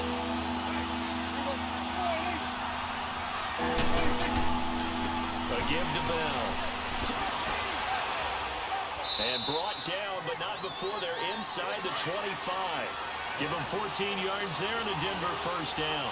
Getting the sense, Charles, are going to put big emphasis this afternoon on the run game. And why not? What we're seeing so far, working pretty well from them. And here's the best part. And that is caught. Touchdown, Denver. Sterling Shepard, his 3rd touchdown now on the year. And the Broncos will extend their lead. A sensational one-handed grab in the end zone for the score. Looked like you at the Davis Turkey Bowl every year in the backyard in Orlando, Florida. Oh, you're so kind. That's definitely in my mind. But how about this? They always tell guys going after the ball, the receivers especially, you got to have a single-minded obsession to go get it. How about going up with a single hand and making that happen? I don't know if it gets much better than what we just saw there. Bryant's extra point up and good. And the lead grows to 10-0. Now here's Bryant to kick it away. This is fielded a couple yards deep. And this return net's positive as he gets past the 25 and up to the 27-yard line. Now Now this Bengals offensive unit ready to see what they can do here. They've had it twice. They've punted twice. Not the start they were hoping for. Not at all, and let's face it, every facility we visit, everyone talks about converting on third down, how big that is. In this situation, they've had to punt it away twice, so they're furiously going over things on the sidelines. What do we need to do to pick up a first down and change our momentum? And he gets this one just shy of the 40, down at the 39. These are his numbers from last week's contest. 11 carries, 58 yards. And partner, I thought it was a lot of fun for us to be able to sit in on their film session with the offensive line. We saw how they blocked it up last week. It's a pretty good success, and we see what their game plan is for this week. They expect that defensive front to be someone they can move. Now it's Lott. Always able to out-muscle him here as he pulls it in. That one good for 15, and the Bengals get a first down. I think it all came together there. In breaking route, drove it with excellent pace. Money throw right there to move the sticks.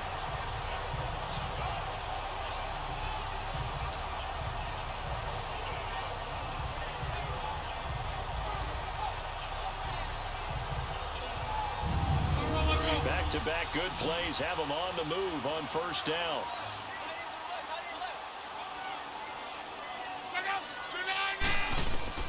On first down, it's Lott. And he's got his receiver. That's Sammy Watkins. And he is tackled inside the 40, not quite to the 35. They get 10 more there, and I believe that'll be enough for another first down. It will.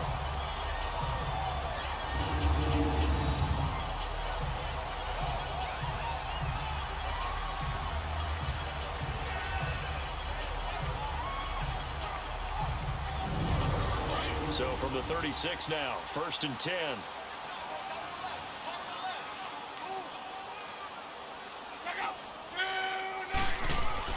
On first down, Lott.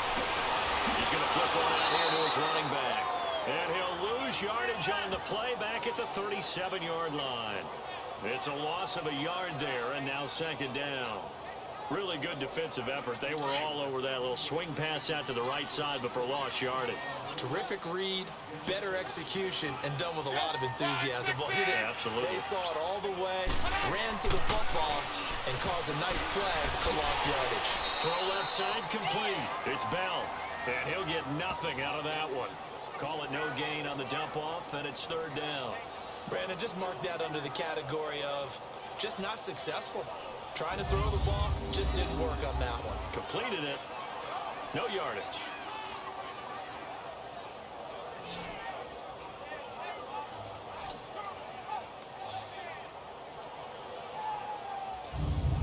They had the catch on 2nd down, but it didn't help at all, and now they're looking at 3rd down here.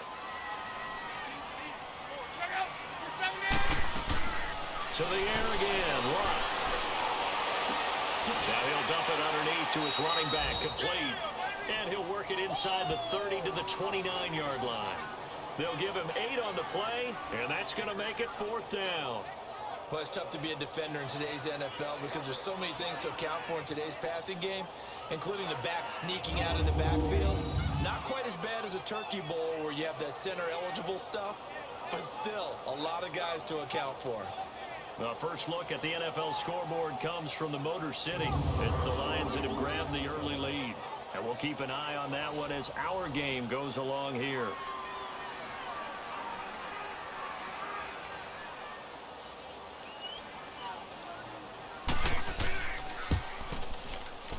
And this one is right down Broadway. And they get themselves on the board here. It's 10-3.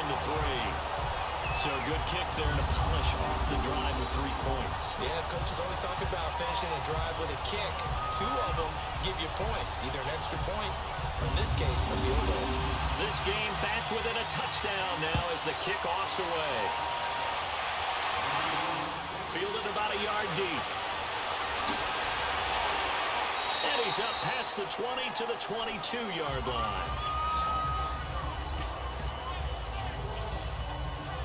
So the Broncos coming out now. And for them, a touchdown their last go-around. Obviously, they'll be hoping to do that again. And when you start plotting for this drive, when you start thinking to yourself, okay, what are we going to do? You don't go away from what you did before because that worked, but you have to be prepared for wrinkles and counters because you know they'll make some adjustments.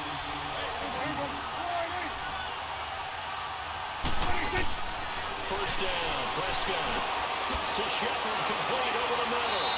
And this one will go to the 28-yard line. A gain of 6 there on first.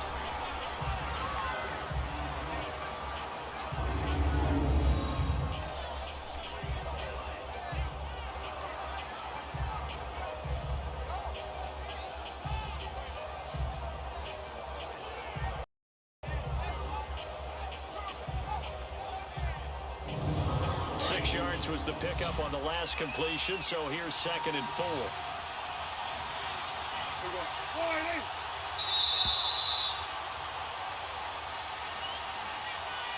So 1 quarter in the books on a cold December afternoon. 10-3 the score. EA Sports NFL Sunday returns following this.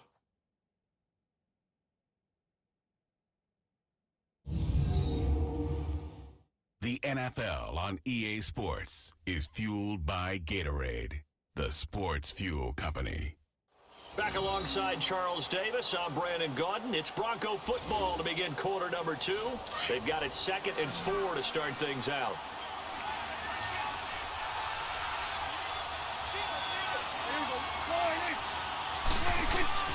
Now Prescott. He's got the tight end, Vanette. And this one will go to the 28-yard line. That catch good for only a yard, and it'll be 3rd down. Not a big window to throw. Coverage wasn't too bad there. Yeah, they had him under wraps pretty well, but somehow able to muscle his way open and catch the ball.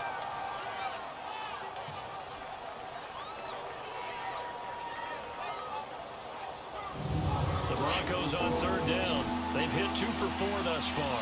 This is 3rd and 4.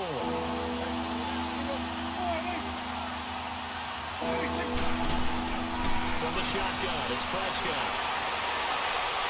Forced out to his left. He can run for it, and he will. Able to find a lot of empty space there, picking up the first down and a 21-yard gain. Certainly making his presence felt in both the pass and the run game. He's having an impact. Yeah, and his first carry of the game right there. He had hurt him with his arm. Now he's showing that he can shuffle the puppies as well.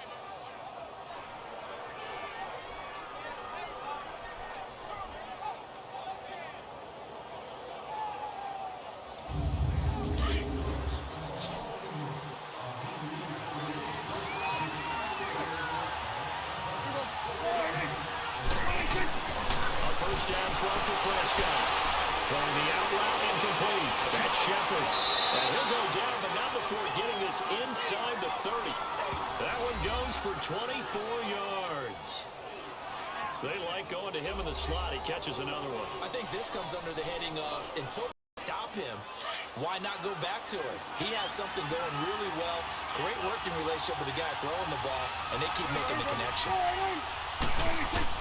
On 1st and 10, Prescott. Well, Prescott stripped. And he'll lose yardage on the play back at the 37-yard line.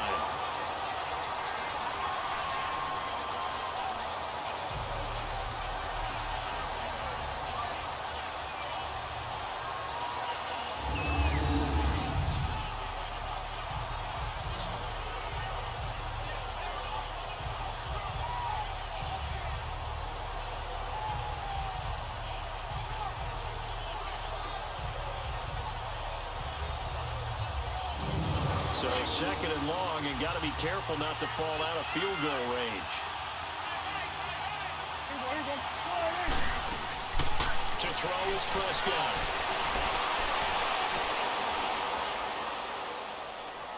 Eluding the pressure right. And I think the ball's out, and the Bengals grab it.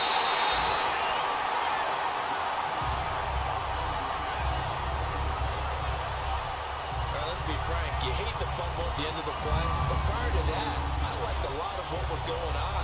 Tucks it down, takes off, picks up good yardage. But in that portion of the field, that close to the sideline, step out. Yeah, either get down or get out of bounds. Take care of the ball. Yeah, he had the yards, but then the mistake.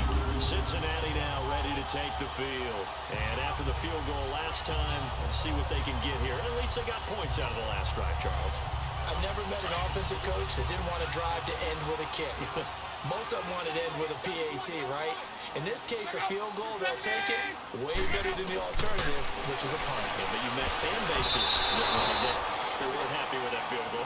I haven't met a fan base yet that wants to drive to end with a kick, other than the extra point. That's it. Now here's a pass on first down that's knocked away and incomplete. It's always a battle. Who's going to win on first down, the offense or the defense? Let's face it, if you've got the ball, 4 yards or more on first down is what you're aiming for. They tried to throw for it there. Nice effort to knock Dalvin away and bring up second down. Here's 2nd and 10 now from the 29.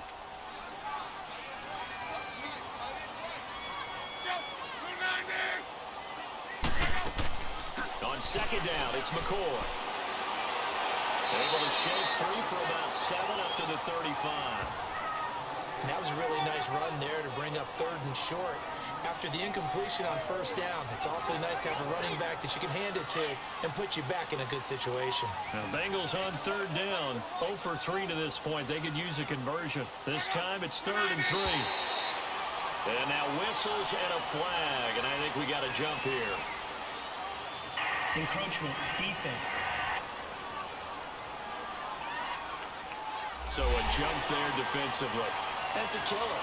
Watch the Automatic football. first down. Don't move across the line of scrimmage until the ball moves. Good work that time to get him to jump. And now here's 1st and 10.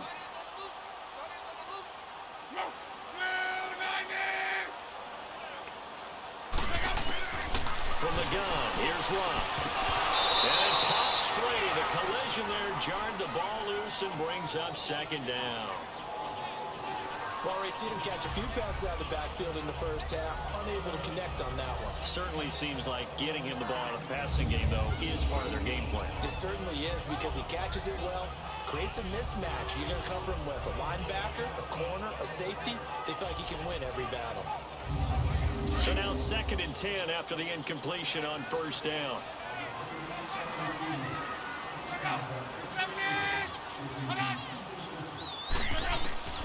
Out of the gun, Luck. And incomplete there. A nice hit. Jars the ball free and brings up 3rd down. Anytime a defense can sit back in a zone like that, it tends to create a lot of congestion in the middle of the field. Makes it very hard to slot one in. Looked like I-4 at rush hour in your hometown of Orlando, Florida. An absolute mess. Bengals on 3rd down. 0 for 3 to this point. They could use a conversion. This is 3rd and 10.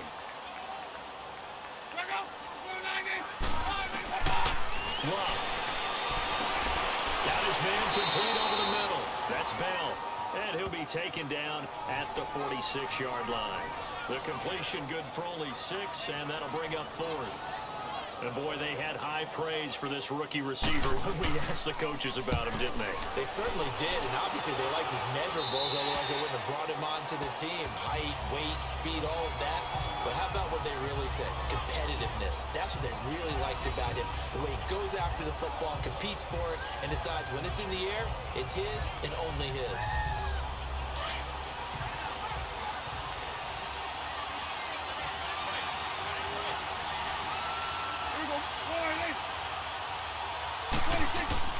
Now a play fake here on first down. Heavy rush, and down he goes. The former number 1 overall pick, Jadeveon Clowney, in there to get him for sack number 9 now on the year. And here the pressure from the outside linebacking spot. And normally when that happens and they're able to get home, that means the other guys on his team helped him out a lot. But they occupied people to allow it to be no less than a one-on-one situation, allows him to get home. So that complicates things a bit here. 18 yards to go now on second down.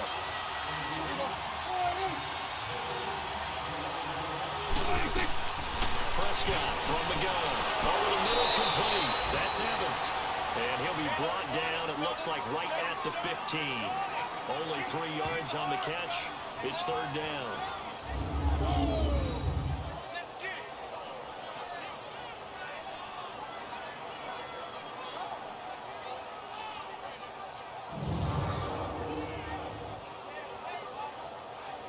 And a nickel look here for the Bengals as they try to defend this on third.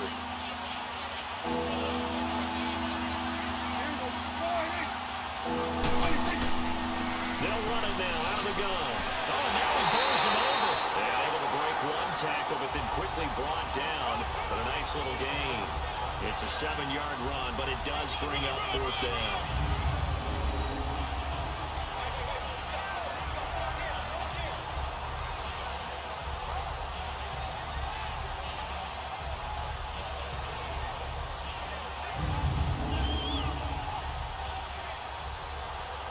So on 4th down, here's Chris Jones to punt it away.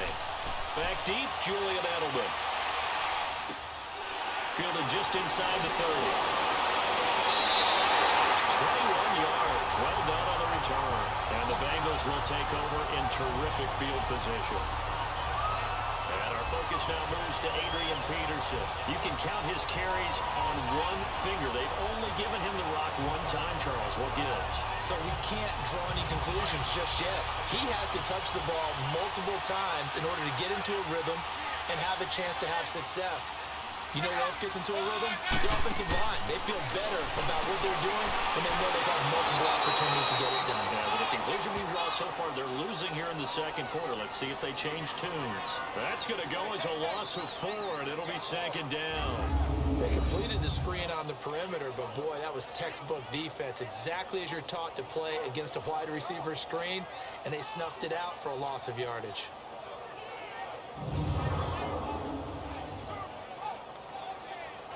So they had the big loss on that 1st down pass play and facing a 2nd and long.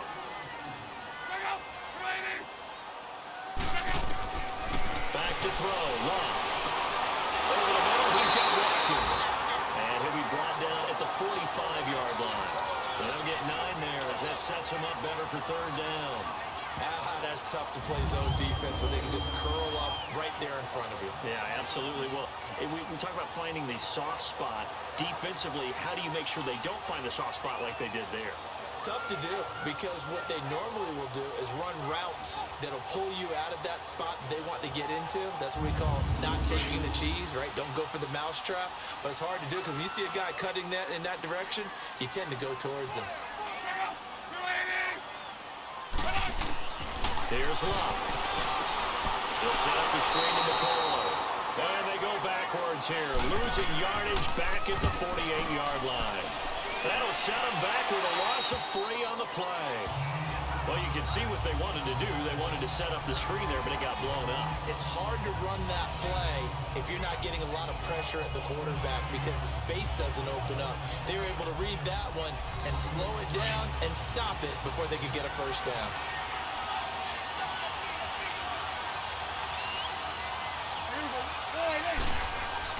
Prescott looks to throw on 1st. Over the middle to Evans.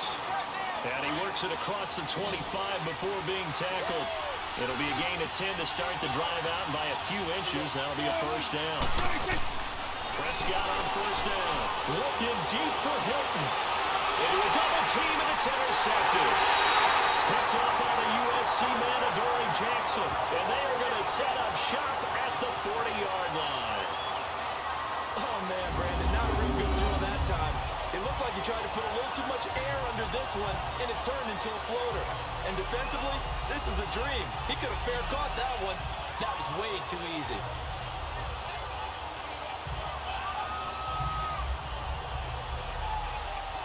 Adrian Peterson now getting ready to go again on offense. And a lot of times you talk about establishing the ground game. Probably something they need to do more of here, losing in the second quarter. When you're riding your best horse, you've got to lather him up. The best running backs I've ever talked to, they've all said the exact same thing to me. I'll even break a good sweat until I get to 20 carries. You're full of good wisdom. Let's see if they can get him into the game more now. A solid run on 1st down, gain of 7, leaves him with a 2nd and 3.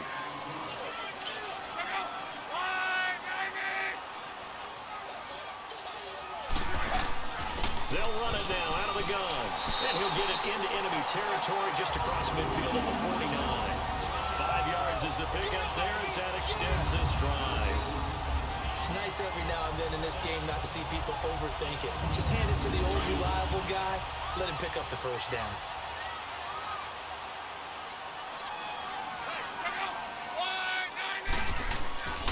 First down, here's a run with Peterson.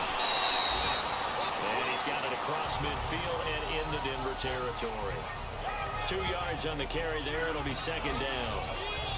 Well, we saw him there trying to get it to the outside, trying to get to the perimeter, but not a whole lot of room there. But there's got to be one positive to that. If you keep moving laterally, creases tend to develop as the game moves on, and they can run it back inside later. They're going to get him.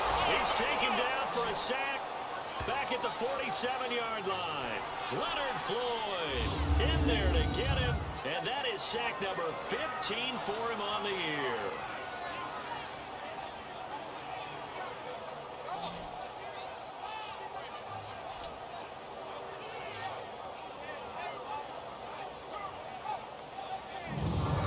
Guys have punted 4 times already, and they're staring at a 5th, barring a conversion here on 3rd down. On 3rd down, here's McCoy. And he maybe makes it back to the line of scrimmage. That's it. No gain on the play there. Nice job defensively, and it likely forces a punt situation on 4th. Here's Britton Colquitt now, as he's on for the 5th time here today.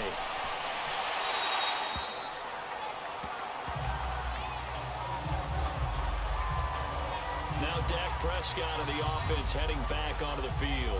He's got the lead here in the second quarter. He's thrown the touchdown, but also an interception. As a quarterback, does that interception, even though you're playing while your team's got the lead, does that always stick in the back of your mind a little bit?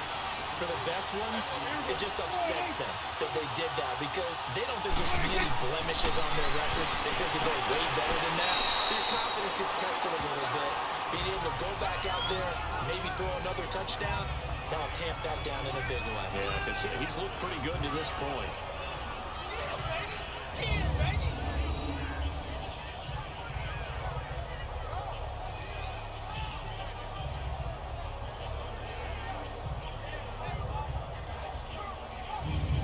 Second and 5 after the 5-yard completion on 1st down.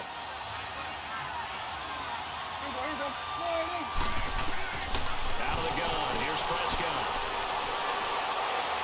Steps away to his left. And he can't find a receiver, and he's brought down.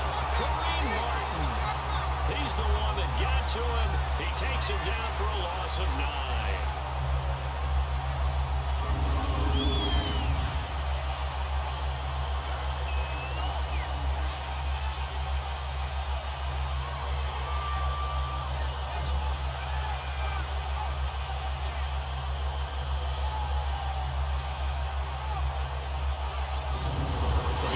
On 3rd down, they've hit it 50%, 3 of 6 to this point. This will be 3rd and 15. Off the play fake, Prescott. Flush to his right. And the pressure gets to him again. Jadeveon Clowney in there to sack him, and that is 10 for him now on the year. 2 minutes to play here in the first half. We'll come back to Cincinnati after this.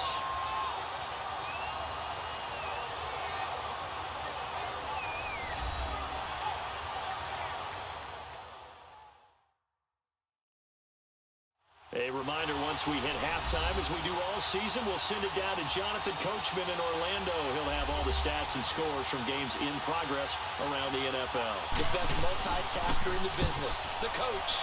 He gets this one away, and boy, it's another boomer. Edelman set to return. Well, nice job on the return there, 16 yards. And the Bengals will take over here 1st and 10. Elsewhere on this Sunday in the NFL, they're in the second quarter in Detroit. It's the Rams that have grabbed the early lead. I have a feeling that one's going to stay tight throughout. We'll continue to monitor. Good starting field position for them as they come up 1st and 10. Throwing is Locke. Got his man complete over the middle. It's Bell. And he'll be brought down at the 48-yard line. That throw good for 4. It's 2nd down. On 2nd down, here's Locke. And finding the tight end Hooper. He doesn't find a ton of space following the display of quick feet down just inside the 45. 4 yards on the completion, and it sets up a 3rd down. 3rd and 2. Luck. That's complete. Hooper. And he's going to have the first down at about the 38. It'll go as a gain of 6 that time, and it moves the chains as well. Got to say, I was a little surprised to see him, Charles, come out in the shotgun on 3rd and less than a yard. Yeah, but the way the NFL is nowadays, we hardly ever see anyone really run for it on short yardage. So they're going to throw the football more times than not. That was a nice, easy rhythm throw right there, and they pick up the first down. So here's a 1st and 10 at the 38.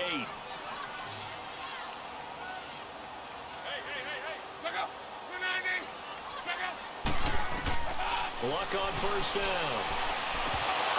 He couldn't quite hold it. Got hit. Ball pops out. Incomplete. So he can't hang on, and as I watch that unfold, I remembered an expression that I've heard, maybe from you, I don't know, but you're going to get hit anyways, might as well hold on to the ball. Well, you know a coach said that, right? Yeah. Not an actual player. Not a chance at all. Way easier said than done. They work again from the 38 on 2nd and 10. 2nd and 10, Luck again. They drop this off to McCoy, complete. And he'll be brought down, losing yardage back at the 40. And now maybe they want some extra time to talk about this 3rd and long play, as we'll get a timeout. As they get the stoppage with a little over 50 seconds to go in the first half. Now the Bengals on 3rd down. It's been a problem, just 1 for 7 thus far. This is 3rd down and 12. Throwing again is Luck. And he'll check this one down to McCoy.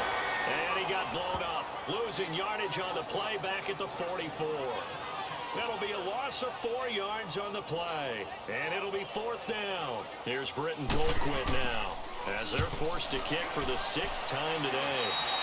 Around the NFL, we've got a second quarter score. And it's the Ravens that have moved out to an early advantage. And we'll be sure to keep an eye on that one as we go along here. Just 11 seconds to go in the half as they have it 1st and 10.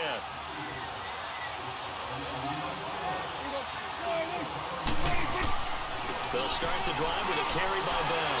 Not much room here as he only gets it to about the 30. Give him 3 on 1st down. It'll set up a 2nd and 7. So we come upon halftime with the visiting Broncos taking the lead to the locker room. As we'll head down to Orlando, that's where we find our man Jonathan Coachman at our EA Sports Halftime Report. Coach. All right, Brandon, thanks very much. Things definitely getting interesting around the NFL as we begin the month of December. So let's get right to it. We'll start with one of those classic NFL matchups. The Giants hosting Chicago at MetLife Stadium. And it's the Bears who have the lead. Nelson Aguilar, a touchdown reception.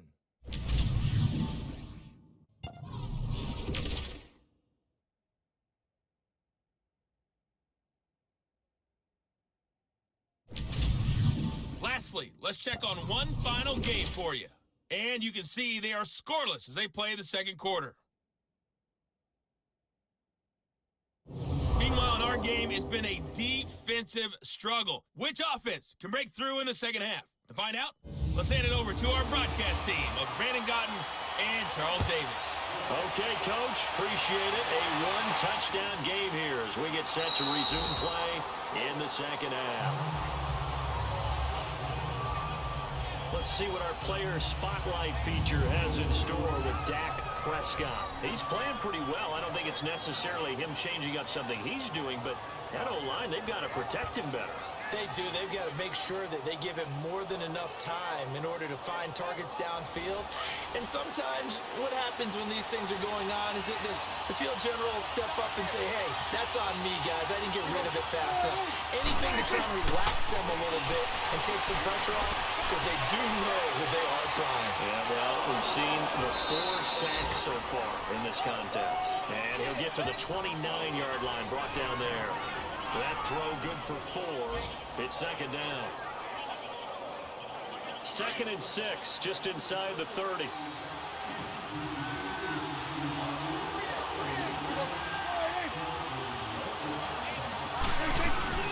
On second down, it's Bell.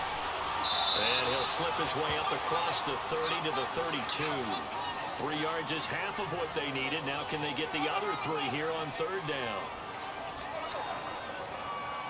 The Broncos on third down. 3 for 7 so far in this game. Here it's 3rd and 3.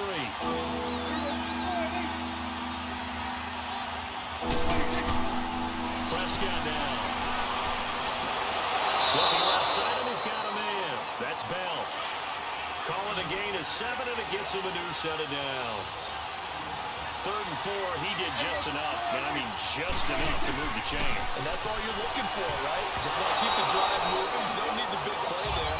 Just get to that marker that you described, and he was able to do just that. Now, meanwhile, a pass that should have been intercepted, but it winds up falling incomplete. So line of scrimmage still at 39 on 2nd and 10.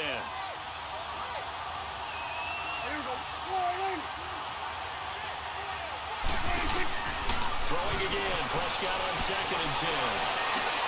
Over the middle, here it's Hilton. And taking it across midfield and inside the 45. Solid gain of 18 yards and a Denver first down. One of the selling points of the in route is it gives the quarterback a really nice sight line to his receiver and almost on a direct shot able to throw the ball into the middle of the field and have a great chance of success as they did on that play. So they'll come up in Bengals territory now with a 1st and 10 at the 44-yard line. They'll throw again. Prescott. And the tip there altered the ball flight, and it falls incomplete. It'll be 2nd down. Tyrann Mathieu knocks that one away, and when I'm evaluating guys in the game today, who has the best instincts, I'm not sure I put anyone ahead of him. Really? Yeah. Put him up near the top? I really do. The way that he plays, he almost doesn't have a position anymore. I don't care whether he's a safety, a corner, a nickel, a linebacker. He knows how to get around the football and make plays that affect the game. 8 yards on the completion, but now they face 3rd down. Let's not quibble about the gain there on 2nd down. That was a positive play because that was a take-what-you-can-get situation. Got out to the tight end. Now gives him a much better opportunity to convert on 3rd down. No gain on the play there, and it'll bring up 4th down. Nice job there defensively to clamp down because really they've been on their heels this drive. Agreed, and they really needed that one for confidence, just to feel a little bit better. But I don't know if I would be daunted by them stopping me on one run. This drive has gone pretty well. I could come right back at them. That was perfect. From distance, he steps up, knocks it right down Main Street. And Main Street's celebrating right now with him, aren't they? I love the mechanics of the whole thing. Snap, hold, everything is right on target, and the blocking was perfect, and he executed so well. So here are the Bengals now as they get their first possession of this 2nd half. These guys had to punt last time. It has not been a very fruitful game offensively thus far. They haven't even made a trip to the red zone. And I know that everyone's going crazy on that sideline because that drives you berserk to come off the field, not really move the ball well. As you said, not even get to the red zone, let alone, not even put points on the board. They've got to just take a deep breath, relax, try and figure out what is working, and call more of that. No gain there on the completion, 2nd and 10. That was impressive to me because while it was a pass play, they still rallied to the football like they were filling running lanes, and they were able to put the receiver on the ground.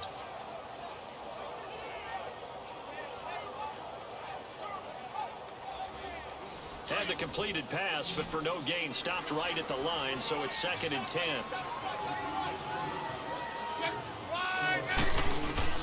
A shotgun snap for Love. Incomplete, almost intercepted. They haven't picked him off yet. Would have been a great time for the first, but instead it's 3rd down.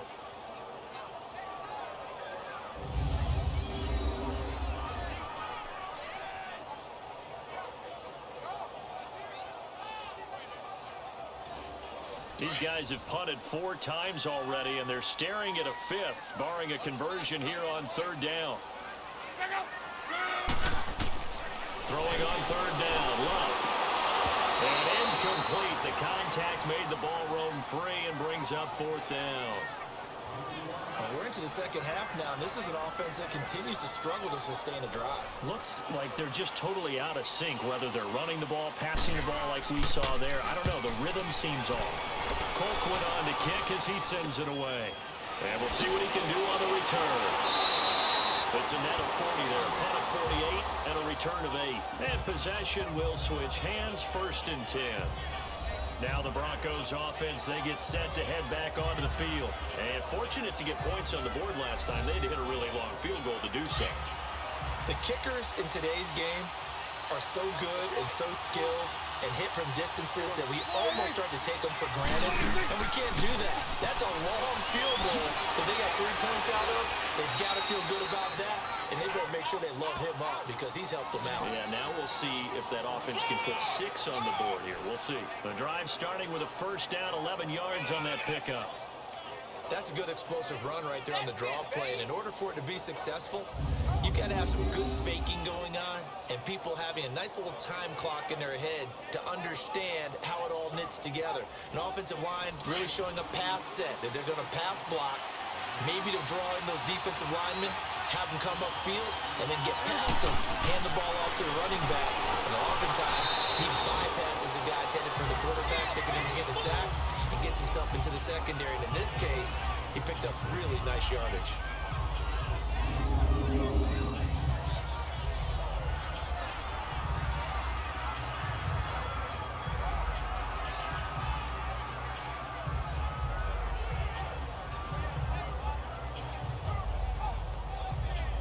Second and 5 after the 5-yard completion on 1st down.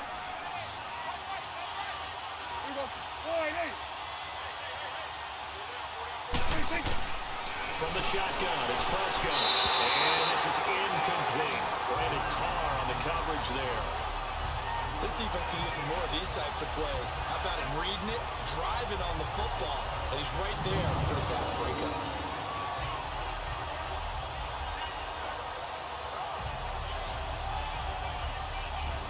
The Broncos on 3rd down, not quite 50%, 4 for 9. This will be 3rd and 5.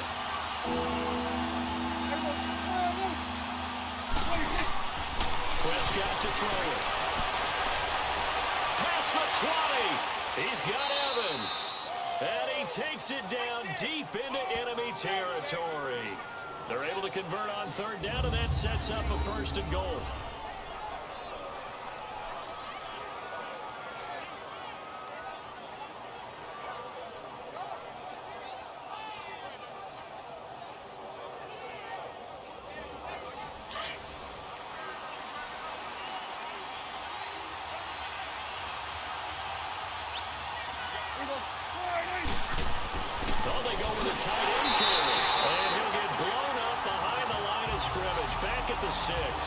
That's going to go as a loss of a yard, and it'll be 2nd down.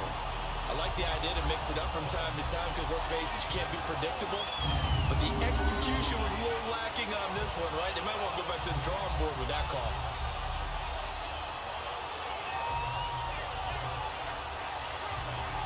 Second and goal from the 6 this time.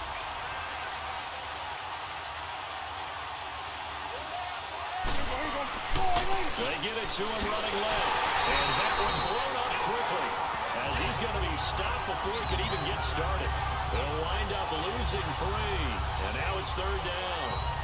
On goal-to-goal runs, when you create lost yardage plays, the only way that happens is either called pressure or what I like to call straight-ahead pursuit. A great read, and they get to the backfield and make the play. And that was a big chunk of yardage lost. They've been stuffed twice here for losses. Now it's 3rd and goal.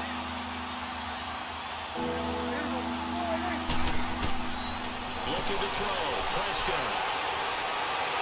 And he'll go down. Brought down at the 20-yard line. Jadeveon Clowney in there to drop him for his 11th sack of the year. 3rd and goal, they decided to throw for it, but how about the play defensively? Couldn't find anyone open. Left him nowhere to go with the football. Had to absorb the sack.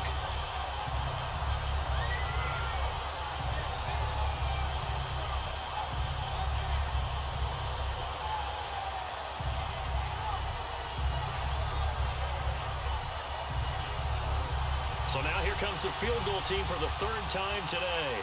From the left hash, this from 37.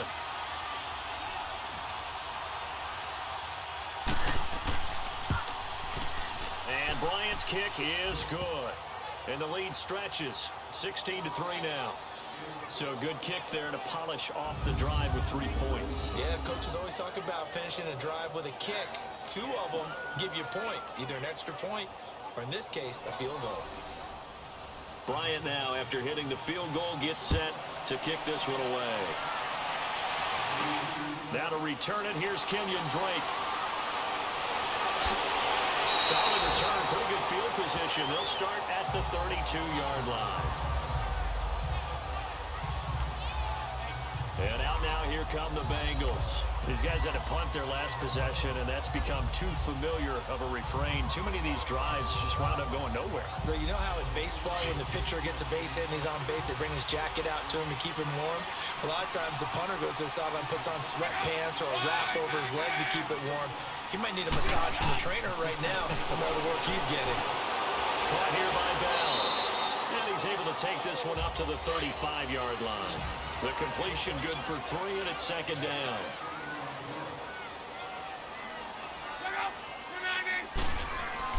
Here's Luck now on second down. Over the middle, complete. It's Bell. 60 catches for him now on the year. This last one, a first down. This has to go down as one of the simpler routes in the playbook, but oh so effective. Nice completion there. Keeps the sticks moving.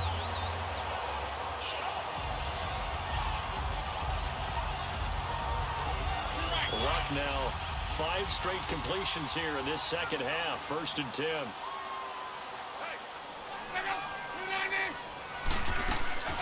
They'll fake the handoff. Now Luck. And a scaring incompletion. Almost picked off. It would have been their first INT of the game. Instead, second down. Tremendous coverage there. Just did not catch the football and complete the interception. But what do they say all the time? If he had really good hands, he'd be playing offense. And he'll get it out a couple yards shy of midfield at the 48. 4 yards on the completion, and it sets up a 3rd down. And, partner, I think that's a great example that not all tight ends are created equal. Because everything was right. Got the completion, but he's not one of the more dynamic guys in the league. So even though he caught it, couldn't turn it into much more. Here's Luck. And this is caught by Watkins. And they just keep marching right along. First down on a pickup of 8 there. You can see the time and effort and thought that they put into their passing game because it was evident right there.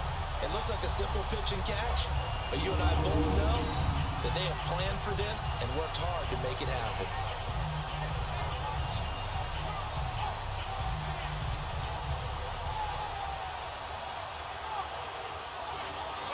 Still in search of their first touchdown of the game, but they're on the move. 1st and 10.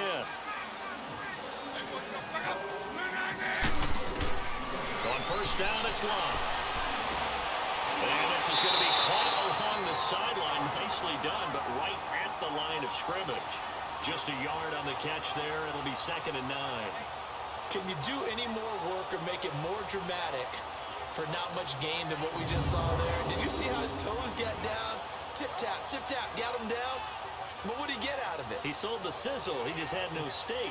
I mean, was it 1 yard? Yeah, plays like that, you at least expect a first down. They're just 1 yard. They only got a yard out of that last completion, and that makes this 2nd and 9. They give it to Peterson. Oh, twisting away. And he's going to be taken down with a marker on the field. So let's see about the call. I think a block in the back. Offense. So that one will be accepted.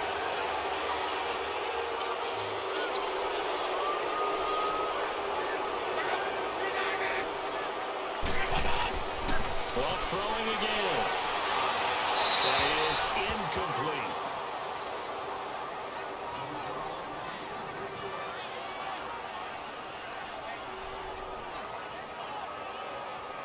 This offense in desperate need of a conversion as they come up on 3rd down.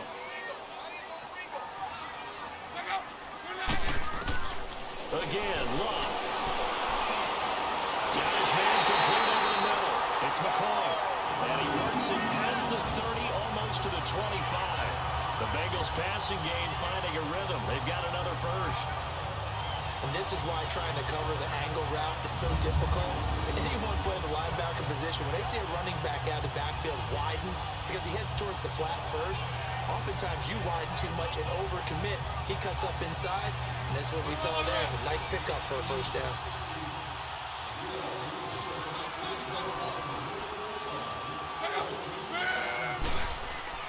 Now a play fake here on first down. And fires down and complete on the comebacker. And down inside the 15, shy of the 10. 16 yards there. 2 straight plays of 16 yards and another first down. Partner, this is one of the best routes anyone can have in their offensive playbook. Tough to defend because you think it's a go route, and then he breaks it back on the comeback. There's one other thing you need as well. A well-thrown ball. Exactly right. Got the guy who has some precision in throwing the football because of the timing of the route.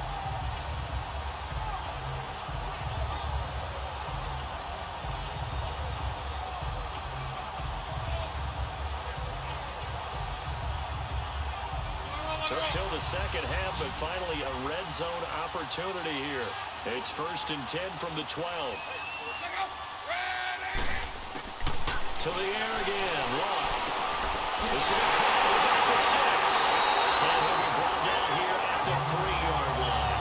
Give him 9 there on the first down completion.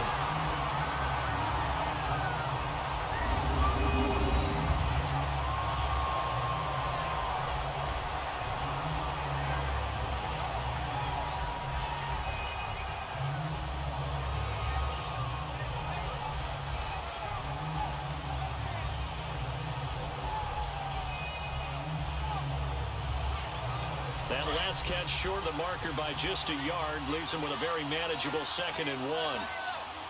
It's a 5-receiver set. 3 to the left, 2 to the right. False start, offense. And that'll be accepted, of course, and that moves him back 5. Bad false start penalty there. Now 2nd and 6. To throw is Locke. He's got it for a Bengal touchdown. Kelvin Benjamin, his first touchdown on the year. And the Bengals able to get this back within a touchdown. That's one of those long drives where not only do you score, but you really tire out the defense, too. That's a great point because now they've been on the field for a long time. Them going to the bench, trying to make adjustments, trying to figure things out. But they'll do so fatigued. Now for the point after. Extra point right down the middle. And the lead will shrink to 6. So here comes the kickoff. And what now is just a 1-score, 6-point game. That'll be taken in the end zone. And no run back here. This will be a touchback, and it comes out to the 25-yard line. Now this Broncos offensive unit ready to head back out onto the field. And they're not going to play this conservative, I don't think. They had the field goal last time, and they're up, but they're looking to put a drive in the end zone. Oh, I agree with you totally. No one goes out on the field and says, all right, let's just settle for 3, except in certain situations, trying to ice a game, that sort of deal. Most of the time, it's end zone, and that's what you're thinking, and I believe that's exactly what they're thinking as they begin this one. Yeah, no quarterback ever goes out there saying, hey, let's get 3, right? Not one that I've ever met. An opportunity to get a drive started here at the end of the 3rd quarter. What you're trying to do is break the game down a little bit. Don't let your guys see too deep into the game, into the future, and say, oh, we got to get here. No, right here, right in front of them, numb the clock down, get to the 4th quarter, try to keep going. And try to keep that lead. Exactly. So they'll get a little extra time to come up with his 3rd down play as we played 3 quarters. We'll return with more after this. You're watching the NFL on EA Sports. Back now in Cincinnati. It's Bronco football, and they also have the lead here as we get set for the 4th. The Broncos on 3rd down. They've converted 5 times in their many chances thus far. This time it's 3rd and 3. They'll run it now out of the gun. And they get him down, but not before he takes it across the 40-yard line. That one going for a gain of 11 and a Bronco first down. Now after the run by Bell, here's another 1st and 10.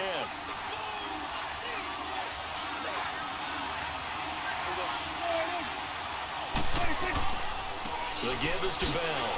And he'll take this one across the 45 up to about the 46-yard line. A gain of 3, second down. Looks like they're establishing a pretty good pattern here because they've been very heavy in the running game on the last 4 plays. Yeah, you took the words right out of my mouth. So far, 4 plays in this drive, all 4 on the ground.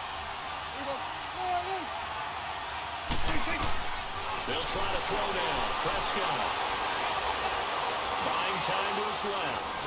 And he'll slide down to avoid the tackle. He'll end up getting 5 out of that, but now they're looking at 3rd down.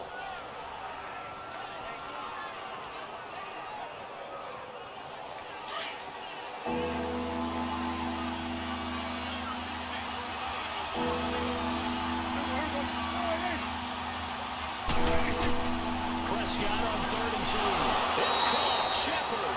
Catch number 40 for him on the year. It's a first down. He's been the go-to guy. They needed a big play there on 3rd down. Went his way. It worked out. Doesn't matter whether they've scouted it or that they think he's going to get the ball. He has a knack for finding his way open and completing the connection.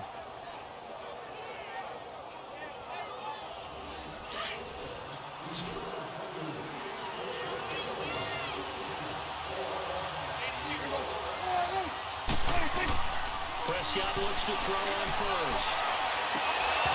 And it pops free. The collision there jarred the ball loose and brings up 2nd down. It's a lot of contact going on there, and in the end, unable to keep 2 hands on the football and bring it into his body. Everything looked pretty good until the finish.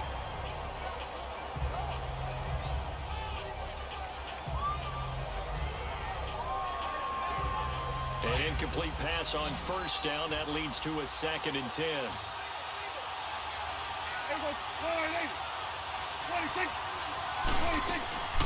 Now Prescott. Out to his left. Shoves him away. And he'll go out of bounds right around the 40. He'll wind up getting 4 there on his own, but it will leave him now with a 3rd down situation. I like his thought process and his ability to move and get downfield. But what I didn't like was the final decision, to go out of bounds. They want to keep the clock moving. Instead, they give the defense an extra timeout.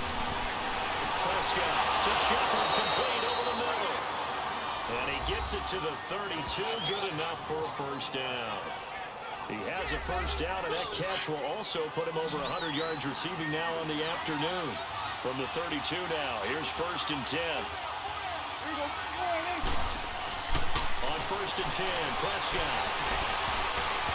And incomplete. The linebacker, Miles Jack, able to knock that one away. In many ways, being in a zone defense versus in-breaking routes is exactly what you want. Because most zone coverages are taught to keep eyes on the quarterback and sense receivers. And that way you can see right back into the play, and when the quarterback delivers, you're just driving on the football and trying to arrive in a spot to make a play on it, which is exactly what we saw there.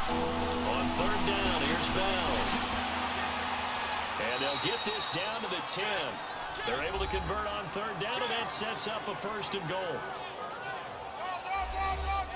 So 1st and goal, 6 points here would go a long way toward wrapping this one up.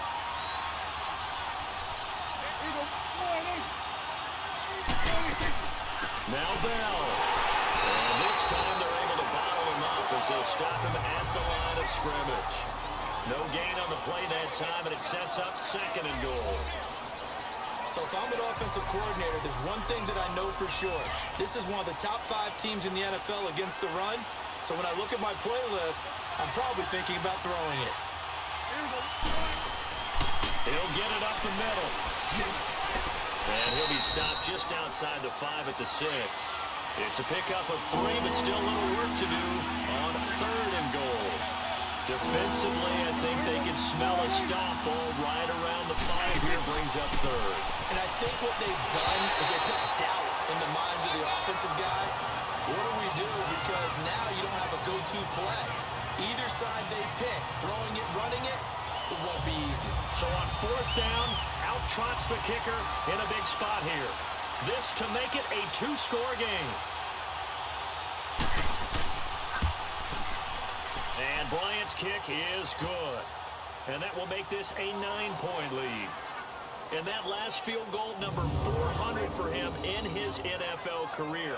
I don't know whether this will wind up a Hall of Fame career, but he's certainly been at the top of his profession for quite a while. And that is without question, my man. One of the best kickers we've seen in the past decade or so. Big congratulations to him. Pretty nice round number. And no run back here. This will be a touchback, and it comes out to the 25-yard line. Now the Cincinnati offense ready to see what they can do here. And that last drive, a long drive, but not just that. They had a great air attack going. Did they stick with that? I would think that they would, because if they were confident enough to do it on the last drive, starting backed up in their own territory, why would you change anything? They've got to be confident about what they're presenting and continue to do so. Because the secondary, they really look clueless. And that was amazing because that drive went and went, no adjustments, and no big plays by the defense to knock the ball away. Here's 2nd and 7 now from the 28. On 2nd down, here's Lott. That's caught over the middle, Hooper. And he'll get it up near the 35, right at the 34 here. 6 yards is the pickup, and that'll lead to a 3rd down. Now, the Bengals on 3rd down. They've had a lot of chances, but not much success, converting only 3 times. They need just a yard here. It's 3rd and 1. They'll run it. Here's Peterson. And he's able to get the first before he's taken down at the 36. They only get 2 there, but on 3rd and 1, that's all they needed to keep the drive going. So from the 36 now, 1st and 10.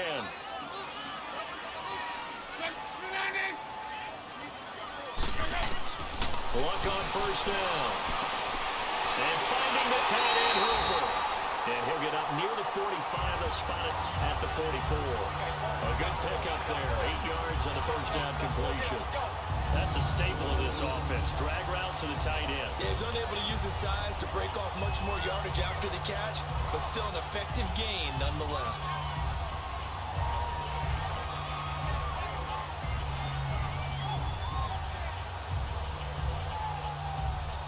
Facing a 2nd and 2 after that last catch, good for 8 yards.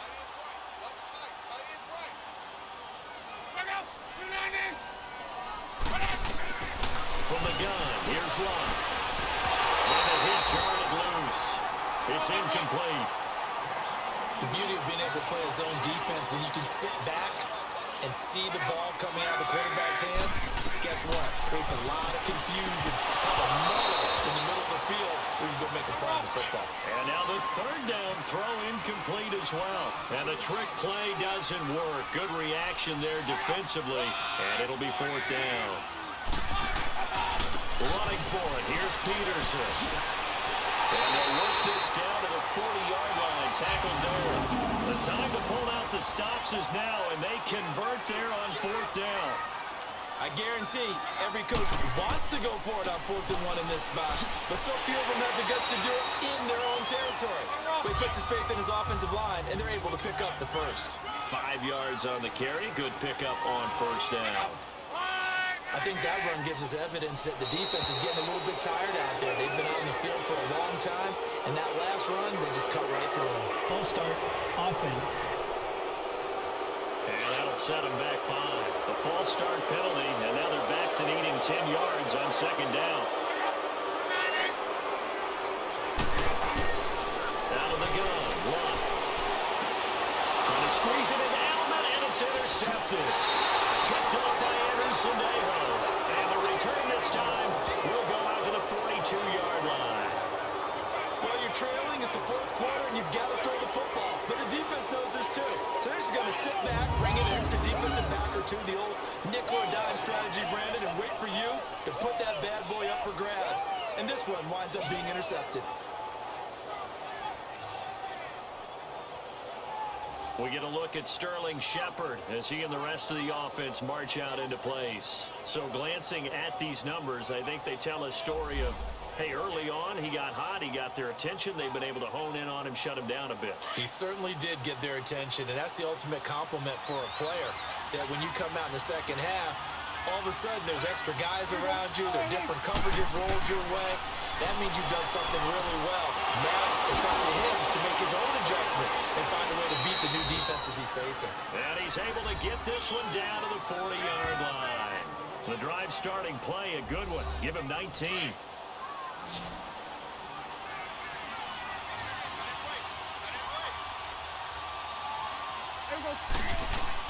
They go play action here on first down. He couldn't quite hold it. Got hit.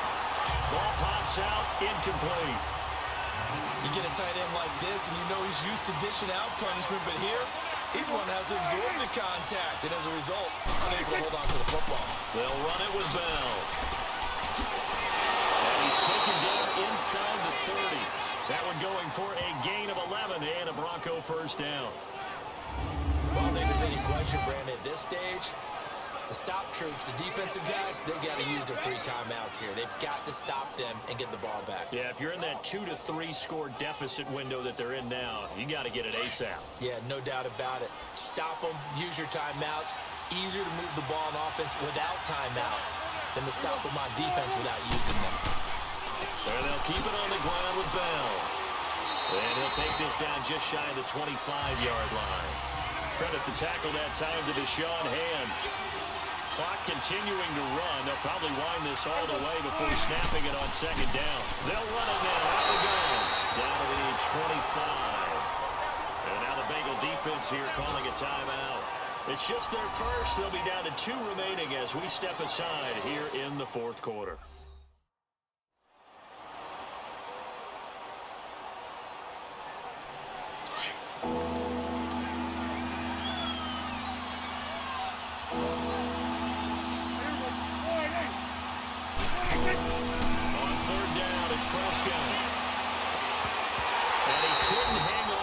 Through the contact.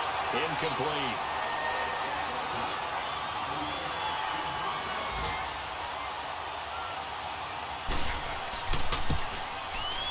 And Bryant's kick is good. And that will give him a 12-point lead. So a good kick there to polish off the drive with 3 points. Yeah, coaches always talk about finishing a drive with a kick. 2 of them give you points, either an extra point or, in this case, a field goal. Andrew Luck now, he gears up to lead this offense again. With his guys trailing here in the fourth, he can ill afford a repeat of the interception that ended the last drive. Yeah, you're 2 scores down. You take it upon yourself now to play perfect or near-perfect football if you want to get your team back into the game. But it's also tough to do when you're trying to avoid errors, yet still play perfect football. Throw left side complete. That's Bell. And he's able to get out to the 32, brought down there. 7 yards, the pickup on the pitch and catch. A give to McCoy. And McCoy loses the football. It's picked up by the Broncos. And his guys will take over at the 30-yard line. So the defense there, opportunistic. It's nice to give them credit, isn't it? Because so many times it's more a matter of what the offensive guy didn't do. Didn't secure the ball, didn't cover up. In this case, let's just give credit to where it belongs. Knocked it free, made a big play. And Denver getting set to take the field. And last time able to get 3. It's not what they wanted. They wanted 6, but they got at least something. They mustered something out of the drive. They'll take it. Just, I like the way you've described it. Not ideal, but they'll take it. Anything to put some points on the board. But this time on offense, they don't even want to see the field goal kicker trot on the field. They want that ball in the end zone. Yeah, they'll be going for 6. And defensively trying to beat the 2-minute warning with a timeout, and they do. Calling it with 2:04 left.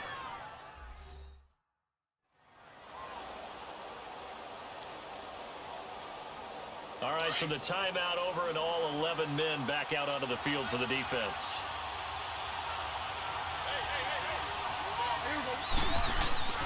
Again, it's Bell.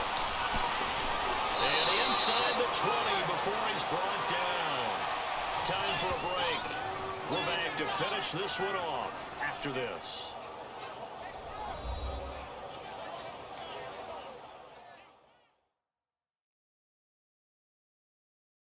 So it's Bronco football as we get you reset here. And no doubt what they're looking to do is just salt away the final couple of minutes and escape with a win. And not totally home free yet, but it's looking good as they come up 1st and 10. Prescott on 1st down. And he's going to go down. Back at the 27-yard line. He's sacked. So fresh out of the 2-minute warning, and here's another timeout taken with 1:55 remaining.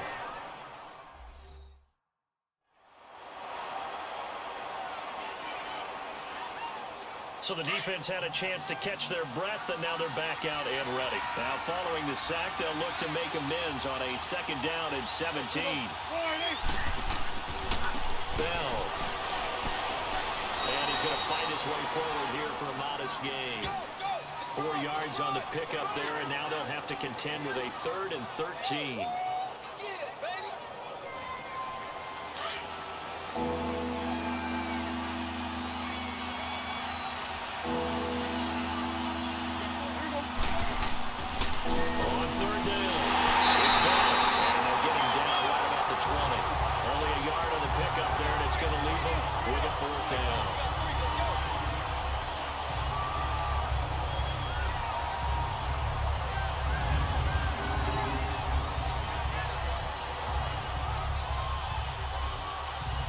Bryant on for the field goal.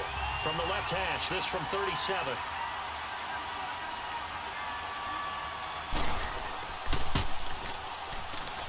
And Bryant's kick is good. And that will extend their lead even further. Well, it's hard to put your finger on whether this is something to celebrate or something maybe the offense is embarrassed by, but that's now 6 field goals he's made in this game alone. Yeah, he's bailed them out quite a bit so far, but it's very comforting to know that you have a kicker that's got your back. This will be taken to the back of the end zone. And no run back here. This will be a touchback, and it comes out to the 25-yard line. Cincinnati now ready to take the field. They have a little bit of time left here, but this one not going to go their way. And this is where, in this situation for me, you just go ahead and run out the clock, shake hands, congratulations, and move on. Because now, you're not going to make up for what's happened during the game in this last sequence. We'll see what they do here in this last sequence. Looking sideline, incomplete. I hope I don't sound too rah-rah on that one, but that's the exact right throw. Either your receiver gets it or no one gets it. Give him a lot of credit for being really precise with it. Got rid of it. No one got it. And that will be incomplete with a clock showing 18 seconds now to go. Not sure what you're thinking here, partner, but I believe the officials have done a nice job here getting together and then coming out and indicating that there was a receiver in the area. Absolutely, and he was. And the Broncos get there and take him down. Leonard Floyd in there to drop him, and he continues to wreak havoc in offensive backfield. Sack number 16 on the year.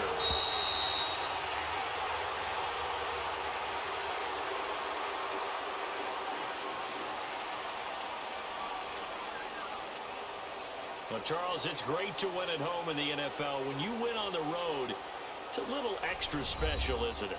It is because, let's face it, in most cases, you're not expected to go on the road and win in the National Football League.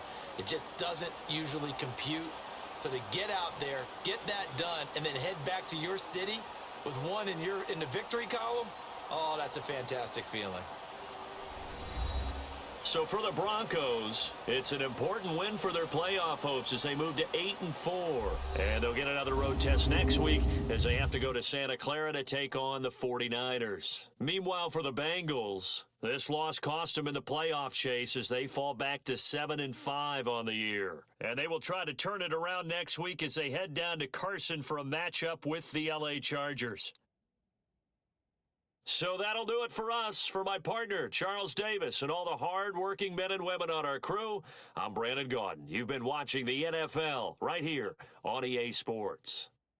With that, we say so long from Cincinnati.